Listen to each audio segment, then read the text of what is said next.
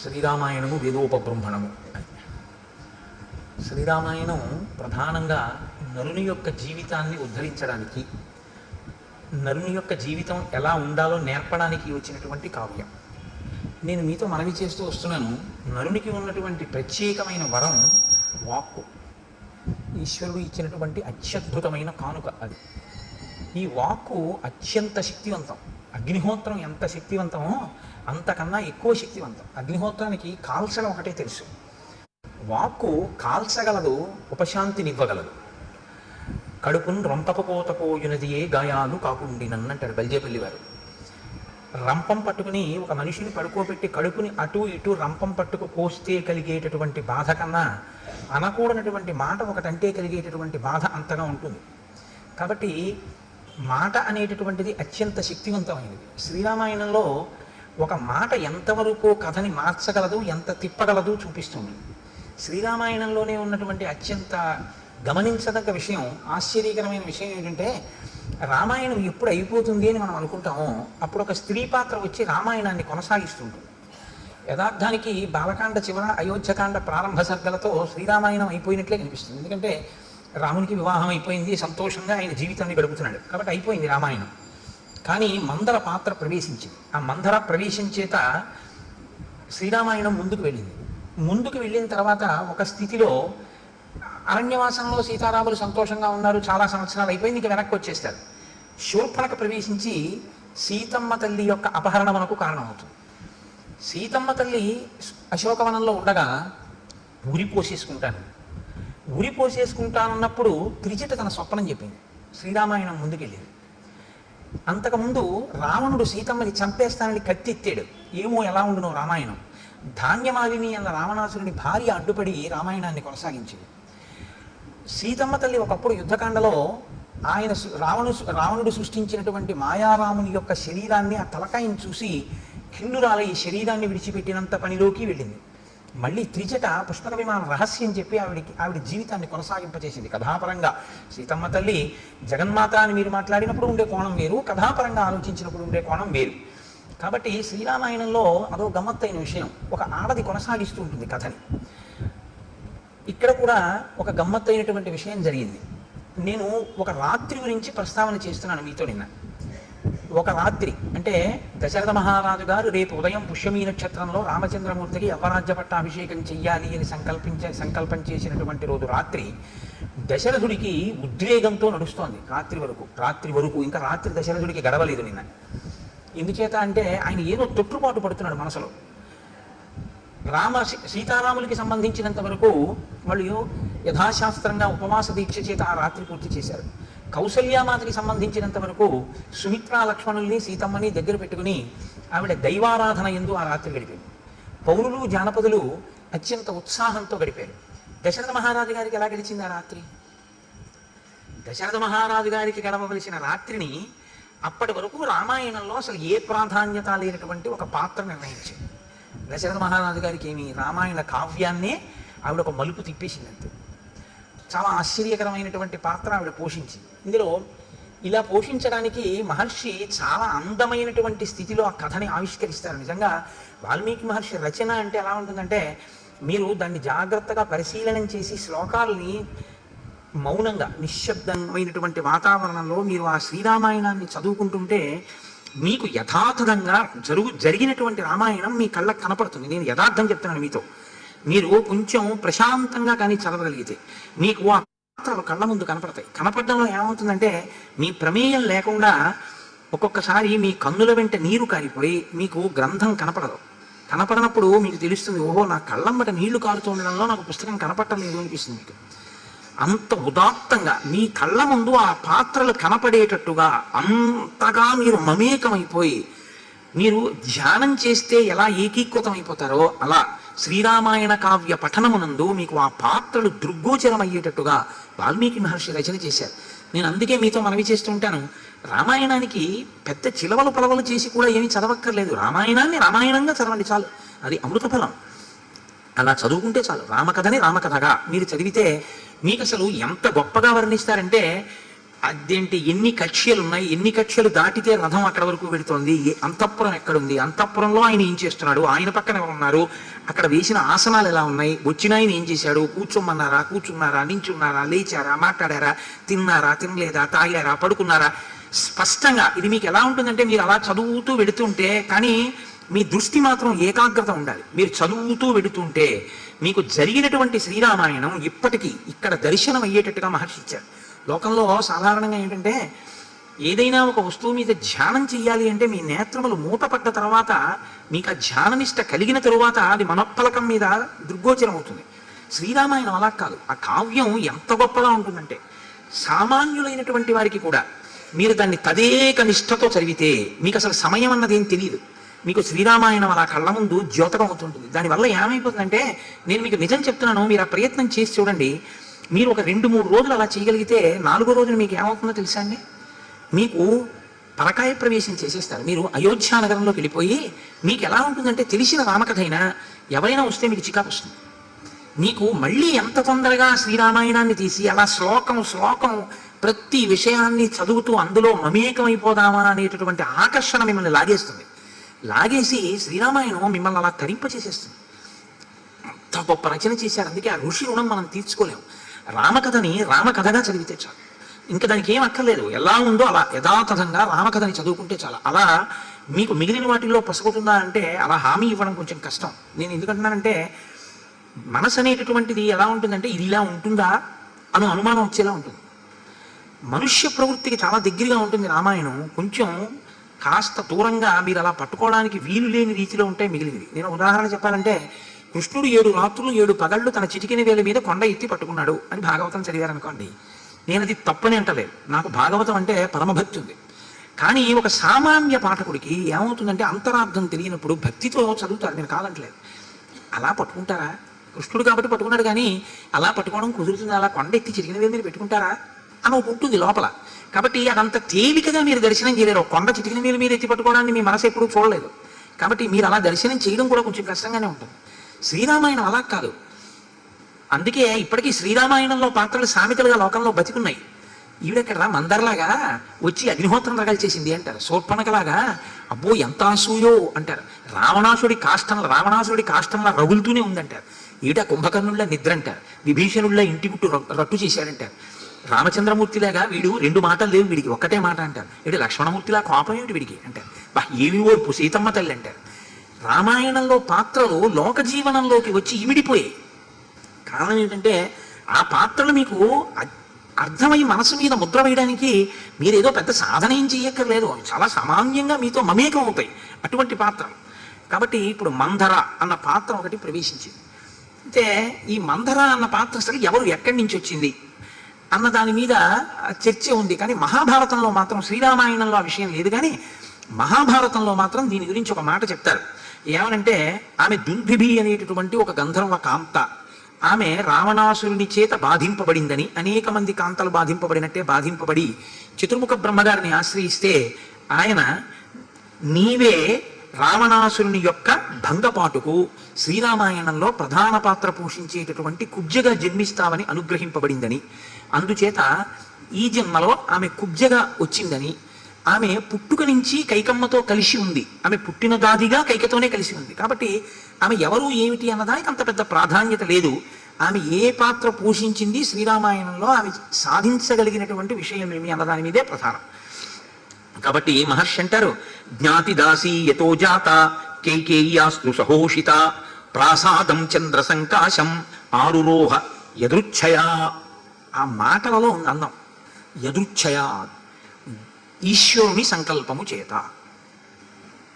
మంధర చాలా చిన్న పాత్ర అండి, ఒక దాసి ఆమె ఆ రోజున మేడ ఎక్కడం అనేటటువంటిదే రామాయణాన్ని మార్చింది. మేడ ఎందుకు ఎక్కింది? ఏదో పని ఉండాలి కదా, రాత్రి మేడ ఎక్కడానికి ఏదో పని ఉండాలి. అంటే మహర్షి అన్నారు యదృచ్ఛయ, దైవము యొక్క నిర్ణయము చేత. అంటే ఇప్పుడు కైక మేడ ఎక్కడమే రామాయణంలో చాలా గొప్ప మలుపు తీసుకురాబోతోంది. ఇప్పుడు దైవముకి మందరని మేడెక్కించింది అన్న మాట ఎందుకు రావాలి అంటే, ఇప్పుడు మందర గుండెల్లో ఏదో ఉంది, దాన్ని వేరొక పాత్ర ద్వారా సాధిస్తుంది. సాధించిన దాని వలన కైకమ్మ ఆ మందర పొందిన తృప్తి ఏమి అని మీరు అడిగితే చెప్పడం కష్టం. చాలా కష్టంగా ఉంటుంది. అంటే మనుషుల యొక్క ప్రవృత్తి అలా ఉంటుంటుంది. అది ఎందుకు కోపం అని మీరు అడిగారు అనుకోండి, దానికి ఏం కారణం ఉండదు. కొంతమంది చూడండి, ఒకరంటే చాలా అభిమానం ఉంటుంది, అందుకని రెండో వారి యొక్క సమర్థతని అంగీకరించలేరు. ఇది తరచుగా కనపడుతుంటుంది. ఎవరో నాకు బలనాయన అంటే ఇష్టం, కాబట్టి రెండో ఆయన యొక్క ఉన్నతి, ఇది ప్రత్యేకించి నేను యువతరంలో నటీనటుల విషయంలోనూ క్రికెట్ ప్లేయర్స్లోనూ బాగా గమనిస్తుంటాం. ఒక ఆట చూసేటప్పుడు ఆయన ఆటని ఆ రోజున మీరు మెచ్చుకోగలిగి ఉండాలి. ఇవాళ ఆయన చాలా బాగా ఆడగలిగాడు, ఆ ఆట యందు ఉన్నటువంటి పరిణతిని మీరు శ్లాఘించగలగాలి. అది ఆట చూడడం అంటే. ఆయన ఇంకో దేశం వాడా ఈ దేశం వాడా, ఆట దేనికి అంటే మనోరంజకత్వము కొరకు. అలా కాకుండా ఎవరో ఒకరిని చాలా ఆరాధిస్తారు. ఈ ఆరాధన ఎలా ఉంటుందంటే ఆయన ఎప్పుడూ 200 కొట్టేయాలని. అలా ఎలా కొట్టేస్తాడండి? ఆయన 23 కొట్టేశాడు అనుకోండి, ఈయన రోజు అన్నం తినడం. ఇంకొక ఆయన కొట్టాడు 150, ఈయన శ్లాఘించలేడు. ఈయన కొట్టుంటే బాగుండేది అంటాడు. అదేంటది? అలా ఎందుకు అని మీరు అడిగారు అనుకోండి, ఆయన దగ్గర ఏం స్పష్టమైన జవాబు ఏమి ఉండదు. అంటే ప్రవృత్తిలో ఉన్నటువంటి దోషం అనమాట. అంటే మనస్సు సరిగ్గా దేన్ని ఎలా అభినందించవలసి ఉంటుంది అన్న దాని మీద ఒక పరిపక్వతకి చేరుకునే స్థితికి ఆ మనసు తగినటువంటి శిక్షణ ఇవ్వబడలేదు. మనసుకి శిక్షణ వేరొకరు ఇవ్వరు, బాగా గుర్తుపెట్టుకోండి. మనసుకి శిక్షణ మీకు మీరే ఇవ్వవలసి ఉంటుంది. మీ మనసుకి శిక్షణ మీరే ఇవ్వాలి. మీ మనసుకి శిక్షణ ఇంకొకరు ఇవ్వడం అన్నది ఎట్టి పరిస్థితుల్లో సాధ్యం కాదు, గురువుకైనా. ఎందుకంటే గురువు ఏం చేయగలడంటే బోధ చేయగలడంటే, తప్పించి మీ మనసును ఆయన ఏం చేస్తాడు? గురువుగారు ఎదురుగుండా కూర్చుని మీరు వేరొక విషయం మీద తాదాత్మ్యతతో ఉన్నారనుకోండి, గురువుగారు ఏమైనా చేస్తాడా? ఆయన ఏమైనా చేయగలడా? మీ మనసును ఆయన తేలేడు. మీ మనసుని అక్కడ పెట్టడం మీదే పూచి, అంతే. అందుకే రామకృష్ణ పరమహంస చాలా పెద్ద మాట ఒకటి అంటారు, అసలు గోడకి కొంత గుల్లతనం ఉంటే మేకు దిగుతుంది. అసలు గోడే ఇనప మూర్చలా ఉంటే మీకు వంకరవుతుంది తప్ప అందులోకి మీకేం దిగుతుంది? కొంత మీ మనస్సులో ఆర్ద్రత ఉంటే గురువాక్యము శోభిస్తుంది. ఆర్ద్రత లేని మనసుకి గురువు బోధ చేసినా కూడా దానివల్ల పెద్ద ప్రయోజనం ఏమీ కలగదు. కాబట్టి జ్ఞాతి దాసి యతో జాత, పుట్టినప్పటి నుంచి కైకమ్మ దగ్గర దాసిగా ఉన్నటువంటి ఆ మందర కైకయ్యాస్తు సహోషిత ప్రాసాదం చంద్ర సంకాశం. చంద్రుడి యొక్క కాంతి ఎలా ఉంటుందో, ఎంత తెల్లగా ఉంటుందో అంత తెల్లని మేడని అధిరోహించి పైభాగమునకు వెళ్ళింది. వెడితే అక్కడ ఆవిడికి అయోధ్యానగరం అంతా కూడా మంచి ఉత్సవం జరుగుతున్నట్టు, ప్రజలందరూ చాలా సంతోషంగా ఉన్నట్టు, ఎక్కడ చూసినా జనం నిలబడి ఉన్నట్టు ఏమీ ఉన్నారు కదా అని చెప్పాం కదా. అంత సంతోషంగా ఉండడాన్ని ఆవిడ గమనించింది. ఇప్పుడు ఆవిడికి తెలియలేదు ఎందుకు సంతోషించింది అన్నది. ఇక్కడ మీరు ఒక విషయాన్ని గమనించాలి. అంటే ఈ విషయం కైకకు కూడా తెలియదు. రామపట్టాభిషేక వార్త కైకకి కూడా ఇంకా తెలియదు, చెప్పలేదు దశరథుడు. కైక దగ్గరికి రాలేదు. లేకపోతే కైకేయి మందిరం కూడా హర్షంతో నిండుతుంది. ఎందుకో తెలుసా? అంటే కైకకి రాముడంటే ఉన్నటువంటి సంతోషం అటువంటిది, ఆయన అంటే ఉన్న సహృదయం అటువంటిది. అంటే దశరథుడు కైకకి చెప్పలేదు కదా, ఇదే బలపడింది కథ నిలబడడానికి. కైకంటే అంత ఇష్టం ఉన్న దశరథుడు నిజంగా కైకకి ముందు చెప్పుండుంటే, కైక రాముడికి పట్టాభిషేకం చేస్తున్నాను అని చెప్పుంటే తప్పకుండా చెయ్యండి అంటది కైకమ్మ. ఎందుకో తెలుసా? మందర మాట్లాడక ముందు కైక వేరు, మందర మాట్లాడిన తరువాత కైక వేరు. కాబట్టి దశరథుడు కైకకి చెప్పలేదు. దశరథుడు ఎందుకు చెప్పలేదు? అప్రీతి కారణమా? ఆయనకి ప్రీతి లేకనా? కాదు, చాలా ప్రీతి కైకమ్మ అంటే. ఆయన కౌసల్యా మందిరానికి సుమిత్రా మందిరానికి ఎక్కువ వెళ్ళడు అని రామాయణాన్ని చదివితే తెలుస్తుంది. ఆయనకి ఎంత భయం అంటే, కౌసల్య పరమపతివ్రత అయి ఏదైనా గొప్ప వ్రతం చేసి ప్రభువు చేత అభినందింపబడవలసిన రీతిలో, పట్టమహిషి కనుక ఆయన అభ్యున్నతి కొరకు ఏదైనా వ్రతం చేసి ఆయనకి నమస్కరించి ఆశీర్వచనం కోసం వస్తే, నా కోసం, నా అభ్యున్నతి కోసం ఇంత గొప్ప వ్రతం చేశావా కౌసల్య అని అభినందించలేడు. ఎందుకు అభినందించలేడో తెలుసా? కౌసల్యయందు ఆయనకి ఆ ప్రీతి ఉన్నా, అలా అభినందించాలని ఉన్నా, అలా తాను అభినందిస్తే కైకమ్మ ఏమైనా అనుకుని తనకి కొంచెం దూరం అవుతుందేమో అని బెంగ అతని చెప్పుకున్నాడు కైకమ్మతో విషయం. కాబట్టి కైకంటే చాలా ఇష్టం. కౌసల్యకి చెప్పనివి కూడా కైకకి చెప్తాడు, కానీ కైకకి ఇది చెప్పలేదు. ఒక్కటే కారణం, కైకమ్మకి చెప్తే ఒకవేళ భరతుడికి రాజ్యం ఇమ్మంటుందేమో. భరతుడికి రాజ్యం ఇమ్మంటే భయం ఏమిటండి? అలా ఎలా ఇస్తాను, పెద్దవాడు రామచిత్రమూర్తి ఉన్నాడు కదా, రాముడికి ఇస్తానా భరతుడికి ఇస్తానా, నీకు బుద్ధుంది అడగడానికి అని తను అనగలిగి ఉండాలి. కానీ తన భయం ఏమిటి అంటే, కౌసల్యని వివాహం చేసుకున్నాడు, సంతానం కలగలేదు, వృద్ధుడైపోయాడు. సుమిత్రుని వివాహం చేసుకున్నాడు, సంతానం కలగలేదు. మంచి యవ్వనంలో ఉండి అనేక విద్యలు తెలుసున్నటువంటి కైకయందు వ్యామోహపడ్డాడు. ఒకప్పుడు కేకయ్యరాజుని అడిగాడు, నాకు నీ పిల్లని ఇమ్మని అడిగాడు. నువ్వు బహువృద్ధుడవు, నా పిల్ల యవ్వనంలో ఉంది, ఈ పిల్లని నీకు ఇవ్వాలంటే నాకు ఒక అనురక్తి ఉండాలిగా, ఈ పిల్లకి సంతానం కలిగితే పట్టాభిషేకం చేస్తావా ఆయనకి అని అడిగాడు కేకయ్యరాజు. అప్పటికి దశరథుడి మనస్తత్వం ఏమిటో తెలుసా అంటే, ఇది మనుష్యులకు ఉండేటటువంటి ప్రవృత్తి. అలా జరిగింది ఎట్లా ఇప్పటికి కానీ అంటే, ఇంత వయసు వచ్చింది కౌశల్యకు పుట్టలేదు, ఇంత వయసు వచ్చింది సుమిత్రకు పుట్టలేదు, ఇప్పుడు కైకేయికి పుడితే వాళ్ళిద్దరు వద్దంటారా? పుట్టడం కదా ప్రధానం. కొడుకు పుట్టిన తర్వాత ఇవనేమిటి ఇస్తాను. కాబట్టి కైకమ్మకి నిజంగా కొడుకే పుడితే అంతకన్నా కావాల్సిందే ఉంది, తప్పకుండా ఇచ్చేస్తానన్నాడు. ఇచ్చేస్తానని వరం ఇచ్చాడు. ఇప్పుడు ఏమైందంటే కౌసల్య కడుపున పుట్టిన రాముడి మీద మమకారం ఎక్కువ ఉంది. ఎందుకంటే రాముడు సుగుణాభిరాముడు, కౌసల్య కొడుకని కాదు, రాముడు గుణముల చేత తండ్రిని వశం చేసుకున్నాడు. కాబట్టి ఇప్పుడు రాముడికి రాజ్యం ఇవ్వకుండా ఉండలేడు, నిజంగా ఇవ్వకుండా ఉండడానికి కారణం కూడా లేదు. కాబట్టి ఇప్పుడు రాముడికి రాజ్యం ఇవ్వాలి. ఒకవేళ కైకమ్మ ఏ కారణం చేతనైనా పుత్రప్రీతితో భరతుడికి రాజ్యం ఇయ్యి అంటే ఇవ్వను అనడానికి తనకు అధికారం లేకుండా తానే అడ్డు పెట్టుకున్నాడు. కాబట్టి అసలు చెప్పకుండా ఉంటే గొడవ ఏమిటి? కాబట్టి ఆయన ఊహ ఎంత దూరం పెడుతుందో అంత దూరం జాగ్రత్త తీసుకున్నాడు. కానీ ఆయన ఎందు ఒక అసత్య దోషం అంటూ ఒకటి ఉందిగా, అది కట్టి కుడపకుండా ఎలా ఉంటుంది? ఉంటుంది. దైవం యొక్క నిర్ణయం అంతే. కాబట్టి అది ఏం చేసిందంటే మందర రూపంలో ప్రకాశించింది. రాజు ఊహించలేదు. ఇన్ని జాగ్రత్తలు తీసుకున్నాడు. జనకుడు రాకూడదన్నాడు. ఎందుకని? జనకుడు మహాజ్ఞాని. జనకుడు వచ్చాడు అనుకోండి, తన అల్లుడా ఇంకోడా ఇవేం చూడ్డవు, ధర్మం చెప్తాడు. ఏమయ్యా నువ్వు వరం ఇచ్చిన తర్వాత కైకేయి కొడుకు ఇవ్వాలి కానీ రాముడికి ఎలా ఇస్తావు, భరతుడికి చేయి పట్టాభిషేకం అంటాడు. అందుకని మహాజ్ఞాని అయినటువంటి జనకుడు వస్తే తీర్పు సక్రమంగా చెప్తాడు. అందుకని జనకుడు రావద్దన్నాడు, జనకుడికి చెప్పకండి అన్నాడు. కేకయరాజుకి చెప్పకండి అన్నాడు. ఎందుకు చెప్పకూడదు? కేకయరాజు వస్తే నాకు వరం ఇచ్చావు కదా అంటాడు. భరతుడు రాకముందే అయిపోవాలన్నాడు. ఎందుకని? భరతుడు వచ్చిన తర్వాత యవరాజ్య పట్టాభిషేకం అంటే ఈ వార్త భరతుడి మేనమామకి ఏమైనా తెలుస్తుందేమో అని. అందుకని భరతుడికి కూడా తెలియకుండా అయిపోవాలి. మరి తెలియకుండా అయిపోతే తనది తప్పు అయిపోలేదా? నేను తప్పు చేయలేదనిపించుకోవడానికి సభామోదం పొందాడు. ప్రజలు కోరుకున్నారయా రాముడు రాజు కావాలని, నేనెవరిని కాదనడానికి?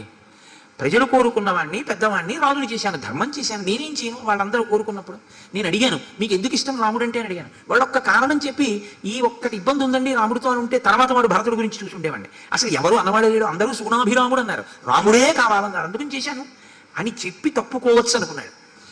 కైకకి ఇంత జాగ్రత్త తీసుకుని చెప్పనటువంటి దశరథుడి యొక్క జాగ్రత్త మందరకి అవకాశం ఇచ్చి బిడిచికొట్టింది. ఇది ఎదురుచ్ఛయా, ఇది దైవం. దైవం అనేటటువంటి వాడు ఎలా ఉంటాడంటే, మీరు చేసిన దోషం నుంచి తప్పుకుందామని ఎంత ప్రయత్నించినా ఈశ్వరుడి కంటిలోంచి మాత్రం జారడం కుదరదు. అందుకే మూడో కంటికి తెలియకుండా చేయండి అంటారు. మూడో కంటి వాడికి తెలియకుండా చేయండి అనకూడదు. మూడో కంటి వాడికి తెలియకుండా మీరేమీ చేయలేరు. మూడు కన్నులు ఉన్నవాడు ఎప్పుడూ చూస్తూనే ఉంటాడు ఈశ్వరుడు.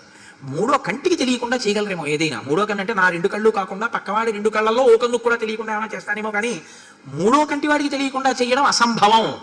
ఇది బాగా నాటుకుందనుకోండి మీకు మనసులో, మూడో కంటి వాడికి తెలియకుండా నేనేది చెయ్యలేను, కాబట్టి మీరిప్పుడు తప్పు చెయ్యలేరు, ఈశ్వరుడు చూస్తున్నాడు గమనిస్తున్నాడు అన్నారు అనుకోండి, ఏ ముఖం పెట్టుకు తప్పు చేస్తారు? ఏ ముఖం పెట్టుకుని మళ్ళీ రేపు పొద్దున పూజా మందిరంలోకి వెళ్ళి కూర్చుంటారు ఆయన దగ్గర? కుదరదు కదా, చేయలేరు. అందుకే మీ అభ్యున్నతి మీ విశ్వాసం మీదే ఉంటుంది. రామాయణం ఇది మీకు బాగా ప్రోధి చేస్తుంది. ఈశ్వరుడు యొక్క సంకల్పములు అంటే ఎలా ఉంటాయో తెలుసా? అయోధ్యకాండ మొత్తం మీద దీన్ని పట్టుకున్నవాడు ఎవరో తెలుసా అంటే రాముడు ఒక్కడే. ఇంకా ఏ పాత్ర ఇది మాట్లాడదు, అన్నీ ఏడుస్తాయి. రాముడు ఒక్కడే ఏడవకుండా ఇది చెప్తాడు. అందుకే రామాయణం అయింది. కాబట్టి చూడండి, ఇప్పుడు ఆవిడ మేడ ఎక్కి పక్కకొచ్చి నిలబడినటువంటి ఒక దాది అంటే పిల్లల్ని తల్లిలా పెంచే వాళ్ళని దాదులు అంటారు. అంతఃపురంలో సాధారణంగా పట్టమహిషికి ఇతర కార్యక్రమాలు చాలా ఉంటాయి. అందుకని వాళ్ళు పూర్తిగా పిల్లల యొక్క పోషణ భారాన్ని వహించరు, దాదులు వహిస్తారు. కాబట్టి దాదిని మీరేం సంతోషించట్లేదు, ఆయన గొప్పవాడయ్యాడు. ఇంక మళ్ళీ వేరే చెప్పారా? ఎంత గొప్ప విశేషం అండి! అసలు ఎవరు ఊహించలేదు. మహానుభావుడు ఎంత సాధన చేశాడండి, ఇవాళ అంత లోకపూజితులయ్యాడు అన్నారు అనుకోండి, మీరు అభినందిస్తున్నారని గుర్తు కదా. మాట బట్టి ఆ మనిషి యొక్క మనస్తత్వం తెలిసిపోతుంది. ఆమె ఎలా ఉంది ఈ పట్టాభిషేకం పట్ల. ఇప్పటి వరకు మీరు యవరాజ్య పట్టాభిషేకం రాముడికి సంకల్పం చెయ్యబడితే దాని పట్ల విముఖత కలిగినటువంటి వారు ఉన్నారు అనడానికి మీకు ఒక్కరూ కనపట్టలేదు. తనని సంప్రదించకుండా ముహూర్తం పెట్టిన వశిష్ఠుడు కూడా ఏమీ అనలేదు. అసలు బ్రహ్మజ్ఞాని, ఆయనకేం పని? ఇప్పుడు మందర ఎలా మాట్లాడుతోందో చూడండి. అంటే మీకు రామాయణం జీర్ణమైందనుకోండి, ఒక మాట మాట్లాడిన వ్యక్తితో మీరు ఎంత సమాచారం ఇచ్చి మాట్లాడచ్చు అన్నది మీకు తెలిసిపోతుంది. ఒక మాట అనవసరంగా మాట్లాడిన వాడు ఇంకొక మాట మాట్లాడకుండా ఎలా ఆప్ చేయాలో మీ మాటతో మీకు తెలుస్తుంది. ఇది శ్రీరామాయణం బాగా అర్థమైతే మీకు వచ్చే ప్రజ్ఞ తెలుసా అండి. మీరు ఏనుక్కి ఒక లక్షణం ఉంటుంది, మీరు మావటివాడు అంకుశాన్ని కాళ్ళ ముందు పెట్టాడు అనుకోండి, దాటడు ఇంకా. అలాగే మాట యందు ప్రజ్ఞ ఉంటే దానికి ఉన్న గొప్పతనం ఏమిటో తెలుసా అండి? మిమ్మల్ని ఇబ్బంది పెట్టడం కోసమని ఏదో మాట్లాడదామని వచ్చిన వాడిని ఒక్క మాటతో మీరు అలా నిలబెట్టేయగలరు. ఆ ప్రజ్ఞ భాషిస్తుంది. శ్రీరామాయణం చదివిన వాళ్ళకి, శ్రీరామాయణం జీర్ణమైన వాళ్ళు ఉండేటటువంటి తీరు, వాళ్ళ మాట స్వభావం వేరుగా ఉంటుంది. అందుకే శ్రీరామాయణం జీర్ణమైతే వాడు రాముడే అవుతాడు అంటారు. లోకంలో చాలామంది పెద్దలు ఏమంటారంటే, రామాయణం జీర్ణమైతే ఆయన రామానుగ్రహాన్ని పొంది రాముడి యొక్క యశస్సుని, రాముడి యొక్క తేజస్సుని, రాముని యొక్క ధార్మికతని, రామునిలా వాక్శుద్ధిని పొందుతాడు. శ్రీరామాయణానికి ఆ శక్తి ఉంది. అది అయస్కాంతం మీద ఇనప ముక్కని పెట్టి తోమితే ఇనప ముక్క కొంతకాలానికి అయస్కాంతం అయిపోయినట్టే, శ్రీరామాయణాన్ని మీరు చదవగా చదవగా మీరు వెళ్ళి రామపాత్రని పట్టుకోవడం అలవాటు అయిపోయింది అనుకోండి, అన్ని కోణాల నుంచి కొన్నాళ్ళకి ఏమైపోతుందో తెలుసా అండి? మీరు ఏం చేస్తున్నా మీకు రాముడి జ్ఞాపకానికి వస్తుంటాడు. ఇలా రాముడిలా చేద్దామనిపిస్తుంటాడు. అది జ్ఞాపకానికి వచ్చేస్తే అంటే క్రమంగా రాముడు అయిపోతాడు. నాకు పేర్లు చెప్పడం ఇష్టం లేదు, కానీ కొంతమంది పెద్దలు నాకు తెలుసు, అసలు ఏది చేస్తున్నా శ్రీరామాయణాన్ని ఉటంకిస్తారు వాళ్ళు. శ్రీరామాయణాన్ని అసలు వాళ్ళ జీవితంలో రామాయణం అంతర్భాగం. రామాయణంలోంచి ఏదో ఒకటి చెప్పకుండా, రామాయణంలోంచి ఏదో ఒకటి చూపించకుండా మాట్లాడడం కుదరదు. ఎందుకంటే రామాయణం సప్తధాతువుల్లోకి జీర్ణమైపోయింది అనమాట. అలా వెళ్ళిపోతుంది వాళ్ళకి. అంటే వాళ్ళ శరీరమే రామాయణం కింద మారిపోతుంది. అంతగా ఉపాసన చేసినటువంటి స్థితిని పొందుతారు. కాబట్టి ఇప్పుడు ఆవిడంది, ఉత్తమేనాభిసంయుక్త హర్షేణార్థపరాసతి రామమాత ధనం కిన్ను జనేభ్య సంప్రయచ్చతి. ఆవిడ ఈ ఉత్సవాన్ని చూసింది. చూసి రాముణ్ణి పెంచిన దాదిని అడుగుతోంది, ఏమిటి కౌసల్యాదేవి నివసించేటటువంటి మందిరం దగ్గర హర్షం ఎక్కువ కనపడుతోంది. సహజం కదండి, మరి ఆవిడ కొడుక్కి కదా పట్టాభిషేకం. ఆవిడికి కౌసల్య అన్న పేరు ఎత్తడం ఇష్టం లేదు. ఇలా కొంతమంది ఉంటారు, వశిష్ఠుడి కొడుకులు అనడం ఇష్టం లేక వాసిష్ఠామివ జాతిషు అన్నాడు విశ్వామిత్రుడు ఒకప్పుడు, బ్రహ్మర్షి కాకముందు. అలా ఆవిడంది రామమాత అంది, రాముడి తల్లి అంది. కౌసల్య అంది ఆవిడ నోటితో. ఎందుకు కౌసల్య అంటే అంత కోపం? మందరకి కౌసల్యకి ఏమైనా గొడవలు ఉన్నాయా? ఏం లేవు. అప్పుడు ఇంకో కారణం ఏమి ఉండాలి? ఎవరికి తను దాసియో ఆవిడికి కౌసల్యకి ఏమైనా గొడవలు ఉన్నాయా? ఏమీ లేవు. మరి ఈవిడికి ఎందుకు కౌసల్యతో గొడవ ఉండాలి? తెలియదు. నేను ఇందాక మీతో చెప్పానే, ఒకడు 200 కొడితే అభినందించలేకపోవడం, ఎప్పుడూ ఒకడే కొట్టాలని కోరుకోవడం ఎలా ఉంటుందో, ఇలాంటి వాళ్ళ మన ప్రవృత్తి అలాగే ఉంటుంది. అది మార్చుకోవాలి అని గుర్తు. ఈ బయాస్, ఈ ప్రిజిడీస్, ఈ అదేంటి అన్సపోర్టబుల్ అటాచ్మెంట్, అది అర్థం పర్థం లేనటువంటి ఒక పిచ్చి ఆరాధనకి దారితీసేస్తుంది. కాబట్టి ఇప్పుడు ఆవిడ ఏమందంటే, రామమాత, అందులో ఎటువంటిదిట? అర్ధపరాసతి, డబ్బుల యందు పిచ్చి వ్యామోహం ఉన్న రామమాత. కౌసల్యకి డబ్బు అంటే పిచ్చి ఉంది అని ఆధారం ఒక్కటి రామాయణంలో లేదు. ఎందుకంటే ఆవిడ దగ్గర డబ్బు ఉంది, కౌసల్య దగ్గర డబ్బు ఉంది. కౌసల్య దగ్గర డబ్బు ఉంటే మనం ఎందుకు బాధపడ్డాం? ఆవిడ మహారాజు భార్య, పట్టమహిషి. ఆవిడ దగ్గర ఉన్న డబ్బు ఏం చేసిందన్నది మీరు ఆలోచించండి. ఆవిడ మూట కట్టలేదు. ఆవిడ బ్రాహ్మణులకి నిరంతరం దానం చేసింది, హోమం చేసింది, అగ్నిహోత్రం చేసింది. నువ్వు అభినందించడానికి నీ కళ్ళ ముందు జరుగుతున్నది చాలదా? నీ కంటికి చూడనిది, నీ కన్ను చూడనిది, నీకు స్పష్టంగా తెలియని దాని గురించి నువ్వు ఎందుకు వ్యక్తిని అనవసరంగా హింస పెట్టి నింద చేస్తావు? నీ కంటికి కనపడుతున్నదేదో ప్రత్యక్షంగా, దానివల్ల నువ్వు వ్యక్తిని అభినందించలేవా? ఇది సంస్కారానికి సంబంధించిన విషయం. ఇప్పుడు మందర కౌసల్య చేసేటటువంటి దానాలు తెలుసుకుంటే కౌసల్యని అభినందించవచ్చు. కౌసల్య చేసేటటువంటి పూజలు తెలుసుకుంటే కౌసల్యని అభినందించవచ్చు. కౌసల్య పట్టే వ్రతాలు తెలుసుకుంటే, నోములు తెలుసుకుంటే ఆవిడని అభినందించవచ్చు. ఆవిడ డబ్బు దాచేసుకుందని, డబ్బు ఎవరికి ఇవ్వద్దని అంటుందని రామాయణంలో ఎక్కడా లేదు. మరి ఈవిడ ఎలా అంది? కేవలము అసూయ చేత అలా మాట్లాడుతోంది. అంటే లోపల కౌసల్య అన్న పేరు కూడా ఎత్తదు. ఎందుకు అసూయ? ఎదృచ్ఛయ. రామకార్యం, అవతార ప్రయోజనం నెరవేరాలి, రాముడు అడుగులకు వెళ్ళాలి. కాబట్టి ఇప్పుడు అసూయ తప్ప రాముణ్ణి అడవులకు పంపగలిగినది లేదు. అంటే పంపడానికి రాముని యందు దోషం లేదు. ఏ పాత్ర పంపలేదు. ఏ పాత్ర పంపగలదు? అసూయాగ్రస్తమైతే వాళ్ళ చేసే పనులకు అర్థం ఉండదు కాబట్టి చెయ్యాలి. వాళ్ళు ఎంతైనా చేసేయగలరు. కంటికి ఎదురుగుండా కత్తి పట్టుకు కనపడిన వాడి కన్నా కడుపులో అసూయ పెట్టుకున్నవాడు ఎప్పుడు ఏది చేసి ఎంత ప్రమాదం తెస్తాడో నువ్వు ఊహించలేవు. కత్తి పట్టుకున్నవాడు నీకు తెలిసిపోతాడు. వాడు మహా అయితే నిన్ను కత్తి పెట్టి చేతి మీద కొడతాడు, కాలు మీద కొడతాడు. అసూయాగ్రస్తమైన వాడు చేసే పని నుంచి తప్పుకోవడం నీకు అసలు సాధ్యం కాదు. నీకు దొరకదు రక్షణ.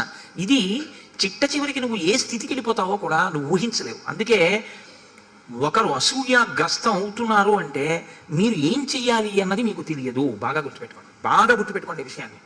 మీరు బాగా గమనించండి నేను అన్న మాటని. నా మీద మీరు వైరం పెంచుకొని కర్ర పట్టుకుని చాటును నించుంటున్నారు, నేను చీకట్లో పెడుతున్నప్పుడు కొడదామని నాకు తెలిసింది అనుకోండి, నేను మీకు కబురు చేసి మీకు ఎందుకు నా మీద కోపం వచ్చింది, నేను ఏమైనా పొరపాటుగా మాట్లాడానా మీ గురించి, ఒకవేళ నా మాట ఏదైనా మిమ్మల్ని బాధించిందా, నన్ను మన్నించండి తప్ప మీరు నా మీద వైరం పెంచుకోకండి. అంటే ఆయన ఏదో నువ్వు ఇది చేసావు అన్నాను అనుకోండి, నిజమే ఏ తప్పు చేశాను, మిమ్మల్ని నేను ఖేద పెట్టాను, నన్ను క్షమించండి మీరు ఒక మాట అన్నారనుకోండి, ఆయన కర్ర పడతారు. అసూయ పెంచుకుంటున్నారని మీకు ఎలా తెలుస్తుంది? మీకు తెలిసే అవకాశం ఉండదు. ఎందుకంటే మీ పక్కనే ఉంటాడు, అన్నీ చూస్తుంటాడు, ఎప్పుడు వీడు పడిపోతాడా అని కోరుతుంటాడు. ఎలాగ మీరు అసూయ ఉన్నవాడిని మీరు ఎలా దిద్దుతారో నాకు చెప్పండి. అందుకే అసూయ ఉన్నవాడు వాడిని వాడు దిద్దుకోవాలి తప్ప వాడు ఎవరి మీద అసూయ పెంచుకున్నాడో వాడు దిద్దే అవకాశం ఉంటుందని చెప్పడం కష్టం. అంటే ఇప్పుడు దశరథుడు అందరి రక్షణ చూసేవాడు, తన రక్షణ చూసుకోగలిగిన స్థితిలో లేడు ప్రభువు. అంత గొప్పగా వస్తుంది ఉపద్రవం. ఒక్క శ్లోకం అండి శ్రీరామాయణంలో, ఒక్క శ్లోకమే అయోధ్యకాండలో. మందర ఇంకా ఏం మాట్లాడలేదు, దాదితో మాట్లాడుతోంది అంతే. ఒక్క శ్లోకం మీకు ఎన్ని నేర్పుతుంటుందో చూడండి. చాలా జాగ్రత్త ఎక్కడ తీసుకోవాలో, ఎలా ఉండాలో, ఏది ప్రమాదకరమో, ఎక్కడ అపకీర్తి పాలైపోతారో, ఏది మీ లోపల ఉండకూడదో, దేన్ని మీరు ప్రయత్నపూర్వకంగా తొలగించవలసి ఉంటుందో, అది తొలగించకపోతే ఎంత విషవృక్షమై కూర్చుంటుందో లోపల, అది ఎన్ని ప్రమాదాలు తెస్తుందో, అది వాగ్రూపంలో బయటకు వస్తుంది అసూయ. చాలా జాగ్రత్త సుమా మనకి నేర్పుతుంది.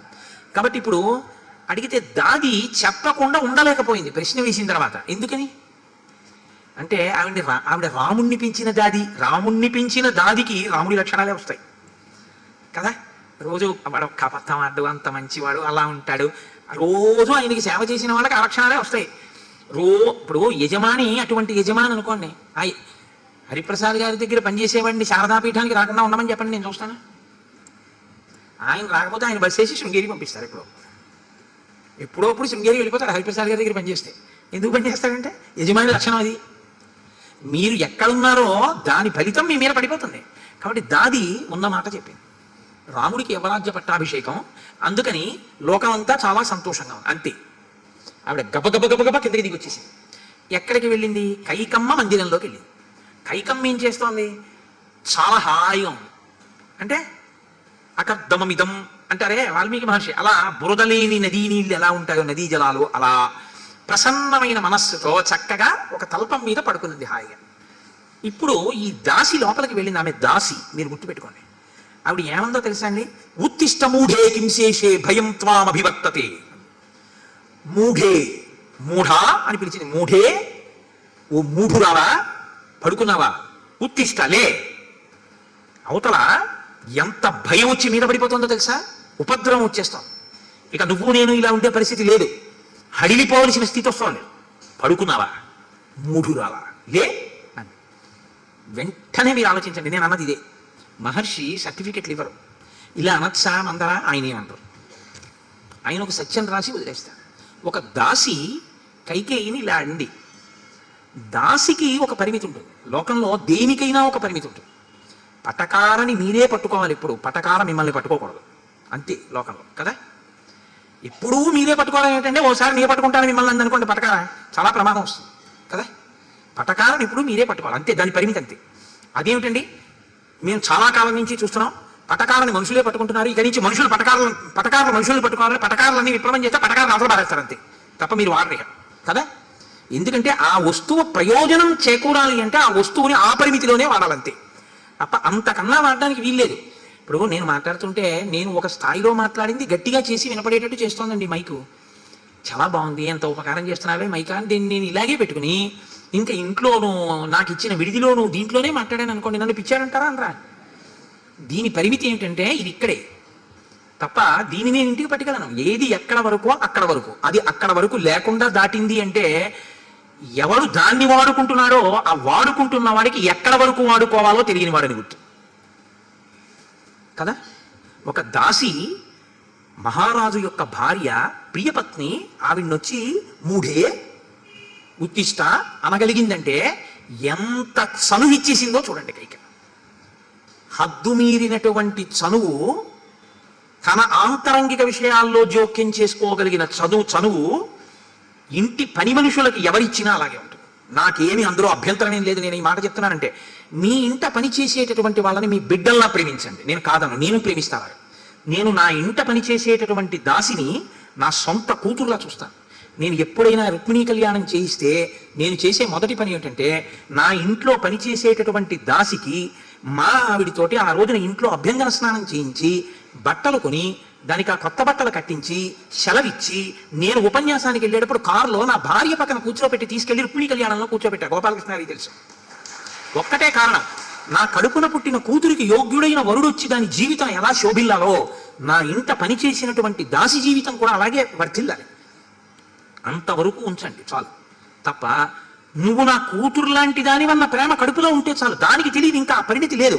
పరిణతి లేని దాని దగ్గర మీరు చనువు ఎక్కువ ఇస్తే అది రేపు నీ భార్య గురించి తెలియక ఏదైనా మాట్లాడితే ఇబ్బందులు వస్తాయి. కాబట్టి వస్తువుని ఎక్కడ ఉంచాలో అక్కడే ఉంచాలి. తప్పించి నువ్వు ప్రేమించు, తప్పులేదు. నీ బిడ్డలైనా అంతే. నీ బిడ్డల్ని నువ్వు ప్రేమించు, మనసులో శ్లాఘించు. నీ బిడ్డల దగ్గర శ్లాఘించవద్దు. అది నేను ఒక దాసి గురించే మాట్లాడటలేదు. బిడ్డలైనా, భార్య అయినా, భర్త అయినా, ఒక గురువు ఉన్నారు, గురువు గారి దగ్గర నువ్వు మాట్లాడద్దు. గురువు గారిని మాట్లాడండి, నువ్వు విను.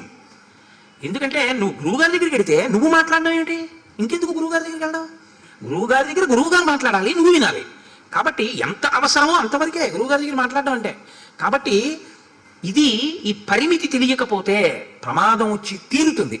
ఏది మీరు లోకంలో చూస్తూ ఉంటారు సాధారణంగా, ఎప్పుడైనా ఇంకా కొత్తగా కనెక్షన్ ఇద్దామని చెప్పి కొత్తగా ఇల్లు కట్టుకున్నప్పుడు పాజిటివ్ నెగిటివ్ కూడా ఉన్నటువంటి 2 వైర్లు అలా వదిలేస్తారు. మీరు అలా వదిలేస్తారా వైర్లని? వాటికి టేపు చుట్టి విడిచిపెడతారు. ఎందుకంటే ఏమో ఏ బూజులు దులుపుకుంటున్నప్పుడు మీకే తగలచ్చది.